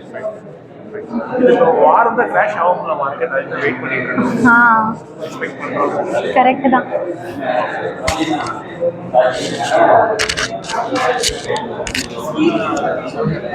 அது வந்து சப்போஸ் நம்ம salary உள்ள போகுது ஆட்டோமேட்டிக்கா உள்ள போகுமா? நம்ம லிமிட் செட் பண்ணிக்கலாம் ஆண்டி. அப்படியே பண்ணலாம். ஆமா, அதுல வந்து அதோட ஃபெசிலிட்டியே என்னன்னா நம்ம லிமிட் செட் பண்ணிக்கலாம். இப்போ சே 25,000 எக்ஸாம்பிள் சொன்னாப்புல நீங்க லிமிட் செட் பண்ணிக்கலாம். ஆட்டோமேட்டிக்கா போயிடும். ஆட்டோமேட்டிக்கா அந்த லிமிட்டுக்கு மேல இருந்தா it will go to FD. அப்படியா? ஆ. அப்படி இருக்கா? ஆமாம் ஆண்டி. நான் வந்து என்னன்னா 50,000 போட்டு வச்சிருக்கேன். ஸோ எனக்கு இங்கே பேங்க் பேலன்ஸ் கம்மியாச்சுன்னா ஆட்டோமேட்டிக்காக இங்கே வர மாதிரி கொடுத்துருக்கேன். பட் இந்த ஆப்ஷன் எனக்கு தெரியல. அது ஏதாவது அது என்ன எதில் பார்த்தா தெரியும்? நீங்கள் எந்த பேங்க்கில் நான் HDFCயும் TMயும் எனக்கு தெரியாது. ஓ ஓகே. நீங்கள் கேட்டாலே அதுக்கு ஏதோ ஒரு பேர் அதாவது ஆட்டோமேட்டிக் ஸ்வீப்னு எனக்கு தெரியும். Comes back to your account. நீ சொல்றது வந்து it goes to a fixed deposit. Auto goes to a fixed deposit. ஓ ஆமாம். அதை பற்றி தெரியும். ஐ திங்க் அந்தந்த பேங்க்கில் நீங்கள் கேட்டா அது தெரிஞ்சுக்கலாம். ஆட்டோமேட்டிக்காக போயிடும். If you have a little amount more than something, na, it goes directly to a fixed deposit. Get back.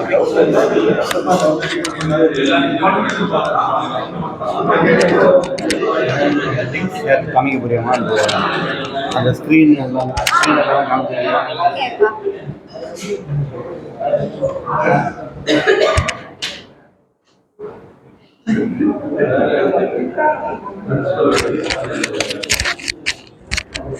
அந்த லிங்க்ல யாரெல்லாம் வேணுமோ நீங்க போகும்போது ஒரு வெப்சைட்ல உங்களோட இமெயில் ஐடினா மொபைல் நம்பர் வாட்ஸ்அப் நம்பர் கொடுத்தீங்கன்னா உங்களோட அந்த எக்ஸல் ஷீட் ஷேர் பண்ணுறது எல்லாமே ஈஸியாக நான் உங்களுக்கு ஒரு பேப்பர் எப்படி கொடுப்பீங்க மணி ஒரு இதுல name mobile number email ID and அதே மாதிரி நான் சொன்ன ஒரு வெப்சைட்ல வேற நீங்க வந்து எல்லா ஸ்டாக் பத்தி அதை பத்தி எல்லாம் தெரிஞ்சுக்கலாம். அது ஃப்ரீயா தான்.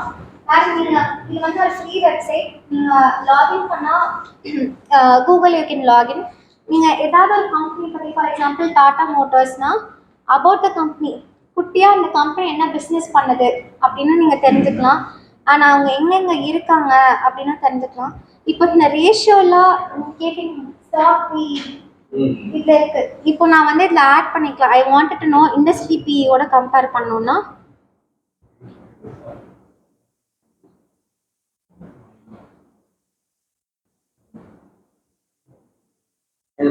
லாகின் பண்ணி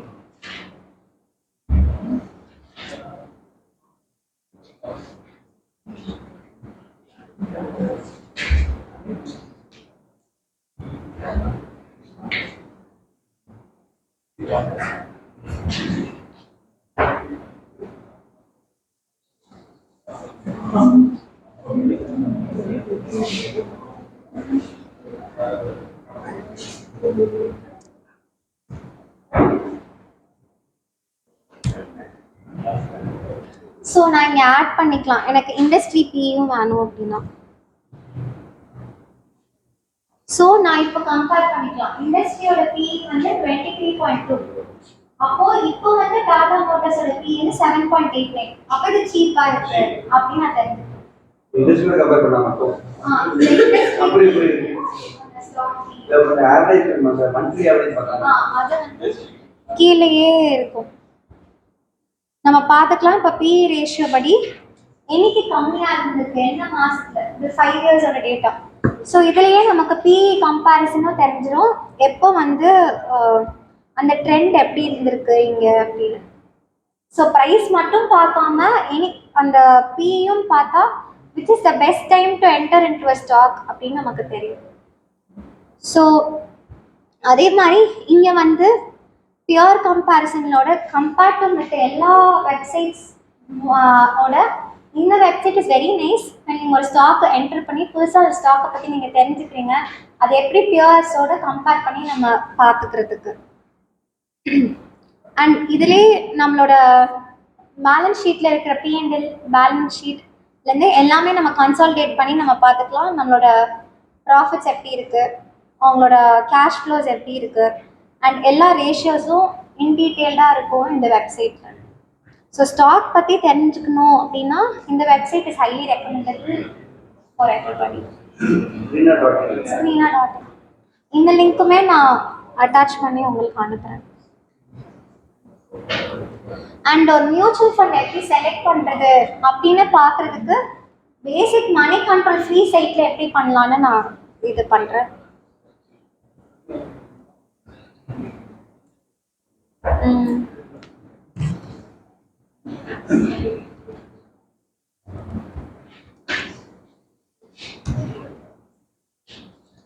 ஓகே. ஸோ இப்போ எப்படி மியூச்சுவல் ஃபண்டை நம்ம கம்பேர் பண்ணி பெஸ்ட்டாக நம்ம சூஸ் பண்ணலாம் அப்படின்னு பார்த்தா very simple. Money control website போய்க்கோங்க. எந்த type of fund, for example இப்போ நான் ஃப்ளெக்ஸி கேப் ஃபண்ட் நான் போடணும்னு நான் நினைக்கிறேன். ஸோ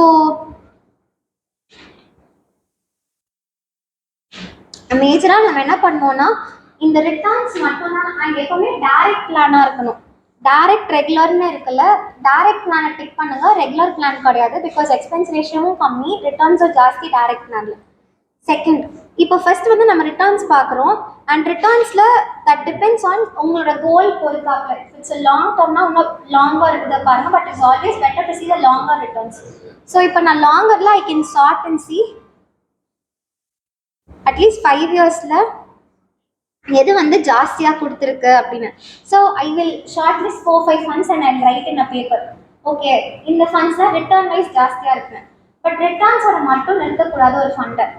கண்டிப்பாக எங்கே போகணுன்னா ரிஸ்க் ரேஷியோன்னு ஒரு டேப் இருக்கா, அந்த ரிஸ்க் ரேஷியோன்னு ஒரு டேபுக்கு போங்க.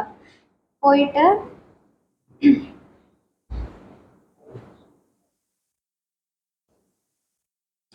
ஓகே, ஜென்ரலி இங்க இருக்கிற அந்த 3 ரேஷியோ வந்து ஜாஸ்தியாக இருக்கணும் ஒரு ஃபண்டுக்கு. தட் இஸ் இந்த ஷார்பே ரேஷியோ, ஜென்சன்ஸ் ஆல்ஃபா, ட்ரெய்னர்ஸ் ரேஷியோ.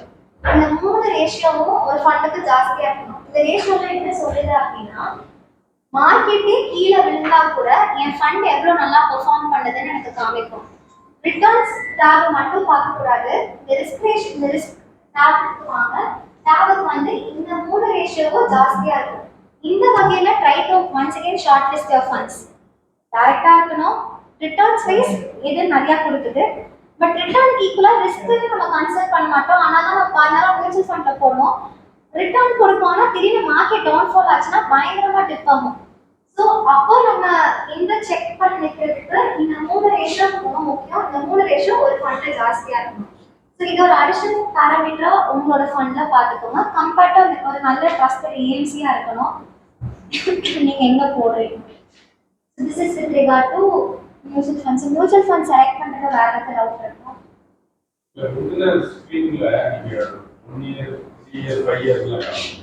ஆமாம்.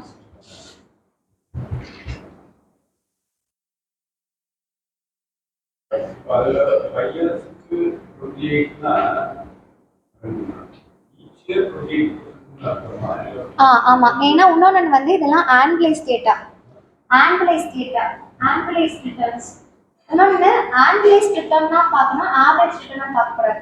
ஆனுவலைஸ் ரிட்டர்னா இயர் ஆன் இயர் எவ்வளோ க்ரோ ஆயிருக்கு அந்த ஃபண்டுன்னு காமிக்கும். இது எல்லாமே ஆனுவலைஸ் டேட்டா தான். அப்போ இயர் ஆன் இயர் இவ்வளோ % க்ரோ ஆயிருக்குன்னு அர்த்தம். ஆவரேஜ் வந்து எனக்குமே நம்ம ஆவரேஜ் ரிட்டர்ன்ஸ் பார்த்து ஒரு ஃபண்டையும் சூஸ் பண்ணக்கூடாது. ஆனுவலைஸ் ரிட்டர்னா மட்டும்தான் இருக்கணும். அண்ட் ஆனுவலைஸ் ரிட்டர்னோட டேட்டா தான் இதெல்லாம். Year on year. ஆமாம். 5 years முன்னாடி 10,000 போட்டுருந்தா 10,000 plus 20% again another 20%. காம்பவுண்ட் ஆயிடும். அண்ட் ஜென்ரலாக நீங்கள் என்ன இன்வெஸ்ட்மெண்ட் ப்ராடக்ட் எடுக்கிறீங்கனாலுமே ரொம்ப சிம்பிளாக கூகுளுக்கு போங்க. போய் இப்போ ஃபார் எக்ஸாம்பிள் பிபிஎஃப்னு வச்சுக்கோங்களேன். பிபிஎஃப் ஆன்லைன் கேல்குலேட்டர்னு மட்டும் டைப் பண்ணுங்க, உங்களுக்கு நிறையா வரும். இது வந்து எதுக்குன்னா, இப்போ நமக்கு வந்து அங்கே வேலை பார்க்குறவங்க தான் சொல்லுவாங்க இது ரிட்டர்ன் கிடைக்கும், அந்த மேனிஃபெஸ்ட் தான் சொல்லுவாங்க. பட் நீங்கள் ட்ரஸ்ட்வர்த்தியாக அதை வெரிஃபை பண்ணிக்கிறதுக்கு ஃபார் எக்ஸாம்பிள் நீங்கள் மாற்றி போடலாம், நிறைய காம்பினேஷன் ட்ரை பண்ணலாம். இல்லை அவங்க சொல்கிற காம்பினேஷன் தான் நீங்கள் போகணும்னு கிடையாது. உங்கள் கோலை எது மீட் அவுட் பண்ணதோ, ஃபார் எக்ஸாம்பிள் மந்த்லி நீங்கள் இதிலே நீங்கள் பார்த்துக்கலாம். ஃபார் எக்ஸாம்பிள் நான் 20,000 12,000 இன்வெஸ்ட் பண்ணுறேன்னா எனக்கு எவ்வளோ வரும், நான் எவ்வளோ வருஷம் இன்வெஸ்ட் பண்ண போகிறேன், அண்ட் எவ்ரி திங் நீங்கள் மாற்றிக்கலாம். It's not only for PF. நீங்கள் என்ன இன்வெஸ்ட்மெண்ட் ரெவன்யூ நீங்கள் எடுத்துக்கிறீங்கனாலுமே சும்மா கூகுளில் போய் அந்த இன்வெஸ்ட்மெண்ட் ப்ராடக்ட் பேர் ஆன்லைன் கேல்குலேட்டர்னு போடுங்க. So that you will also get in options. Chipko mutual fund எதுவாக இருந்தாலுமே நீங்கள் ஆன்லைன் கேல்குலேட்டர்ஸ் யூஸ் பண்ணுங்க. So that you get a clear picture. நான் எப்படி மாற்றினா ஒன்று இங்கே கம்மி பண்ணணுமா, அங்கே கூட்டணுமா, அது நம்மளே பண்ணி பார்த்துக்கலாம். To C how it works for us. And then அந்த லோன் அமார்டைசேஷன் ஷெட்யூல் நான் சொன்னேன்ல, அது இதுதான். இதுவும் நான் உங்களுக்கு ஷேர் பண்ணுறேன். ஃபர்ஸ்ட் இப்போ என் லோன் அமௌண்ட் வந்து 12 lakhsனா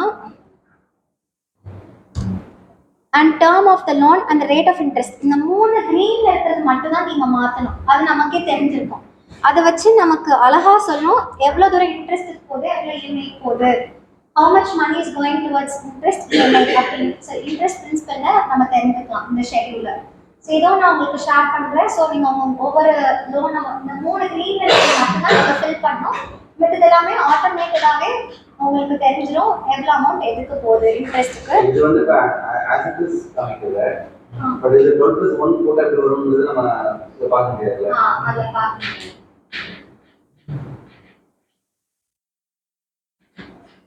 ப்ராப்ளி அதை எனக்கு நான் ஆட்டோமேட் பண்ணினா நான் அனுப்புகிறேன். கரண்டாக இந்த ஷீட்டில் அது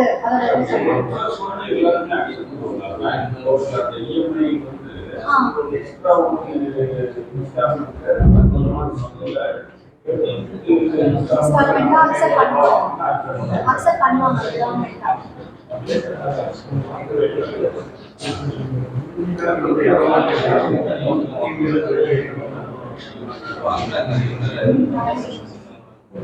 Any other questions you have? Questions regarding?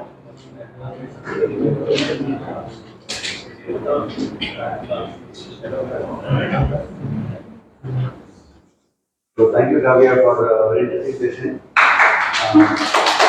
ரொம்ப ஆச்சரியமா இருக்கு. காவியா இந்த மாதிரி கிளாஸ் இருக்கும்போது பார்த்தா 20 நிமிஷத்துல வந்து நமக்கு ஒரு சொல்றது அப்படிங்கிறது இவரெல்லாம் நம்ம என்ன பண்ணோம் அப்படிங்கிற மாதிரி ஒரு டாபிக் கூட இருக்கு. பட் இந்த மாதிரி அவரோட ஃபீல்ட் ஆஃப் ஸ்டடி வந்து ஃபினான்ஸ் ரொம்ப டெப்த்தாக படிச்சிருக்கா. Also is sharing in very beautiful way, not in very ரொம்ப டெக்னிக்கல் டேர்ம்ஸ் இல்லாமல் ரொம்ப சிம்பிளாக பிரியாணி எக்ஸாம்பிளாக சொல்லி புரியுற மாதிரி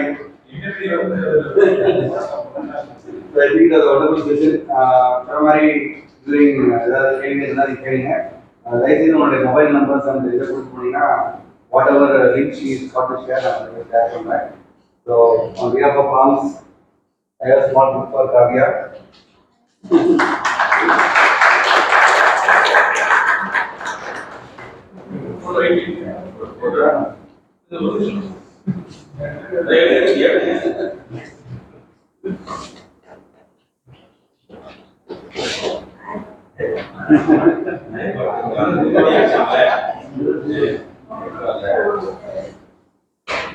ஓகே, அப்புறம் ஏதாவது ஒரு ஈவெண்ட் மாதிரி பண்ணிட்டே இருக்கோம். இந்த மாதம் வந்து நம்ம டீச்சர்ஸ்க்கு ஒரு 2 days ஒர்க் ஷாப் பண்ண போகிறோம். அது 15-16 டீச்சர்ஸ் உங்களுக்கு தெரிஞ்ச ஸ்கூல்ஸ் யாராவது டீச்சர்ஸ் இருக்காங்க அப்படின்னா அவங்க வந்து இந்த ப்ரோக்ராம் என்ரோல் கொடுத்து விடலாம். 2 நாள் வந்து ஒரு நல்ல effective trainer coming from Thanjavur. Is Dean of Central University, Central CUT. Central University. University of Tiruvallur. Okay. So she is coming and doing a program for 2 days. So உங்களுடைய யாராவது தெரிஞ்ச ஸ்கூல் டீச்சர்ஸாக இருந்தாலும் ப்ரோக்ராம் ஸ்டார்ட் பண்ணலாம். அதுக்கப்புறம் இந்த month 29 ஒரு online work shop இருக்குது. அது எல்லாமே நான் வாட்ஸ்அப்பில் ஷேர் பண்ணுறேன். So the lot of programmes doing forms மாறி மாறி ஏதாவது ப்ரோக்ராம் பண்ணிட்டே இருக்கோம், வெரைட்டியாக பண்ணிட்டு இருக்கோம். என்னோட ஒரே நோக்கம் வந்து ஸ்டூடெண்ட் மக்களுக்கு வந்து எல்லா இன்ஃபர்மேஷனையும் கொடுக்கணும் அப்படிங்கிறது தான். சிட்டியில் இருக்கிறவங்களுக்கு நிறைய அட்வான்டேஜ் இருக்குது. அந்த அட்வான்டேஜ் வந்து நம்ம புதூரில் இருக்கிறவங்களுக்கு கிடைக்கிறதுக்காக தான் ஃபார்ம்ஸாக கேட்டிங் லாட் ஆஃப் இனிஷியேட்டிவ் இதெல்லாம் நம்ம ஊரில் இருக்குது இல்லைங்கிற தாட் வரக்கூடாது. Continue available. நீங்கள் ஆன்லைன் ஒரு விஷயம் வர்றதுனால இன்னுமே பாசிபிலிட்டி நிறைய இருக்குது. சம்டைம்ஸ் வந்து ட்ரெயினர் சொல்லி ஒரு வர முடியாட்டா கூட there are people who are willing to use their knowledge in a digital format. நல்லா பயன்படுத்திக்கலாம்னு நினைக்கிறேன். இன்னைக்கு ஒரு சின்ன ஒரு இனிஷியேட்டிவ் டியூட்டி கனெக்ட்னு சொல்லி ஒரு வாட்ஸ்அப் குரூப் ஒன்று ஃபார்ம் பண்ணியிருக்கோம். அதோடைய நோக்கம் வந்து என்ன அப்படின்னா தூத்துக்குடி இருக்க மக்கள்லாம் கனெக்ட் பண்ணுறதுக்கு ஒரு நல்ல ஃபோரமாக நினைக்கிறோம். இது வந்து நாட் ஒன்லி ஒரு business but also about sharing updates about what is happening. இப்போ ஒரு தூத்துக்குடி நியூஸ் பேப்பர் மாதிரி நினச்சிக்கோங்க. அது மாதிரி ஒரு வெப்சைட் ஒரு வாட்ஸ்அப் குரூப்பில் எனி ரெஃபரன்ஸ் இருந்தால் நம்ம கேட்குற மாதிரி ஒரு சின்ன concept யோசிச்சிருக்கோம். I invite Prabhu to please release this Duty Connect logo.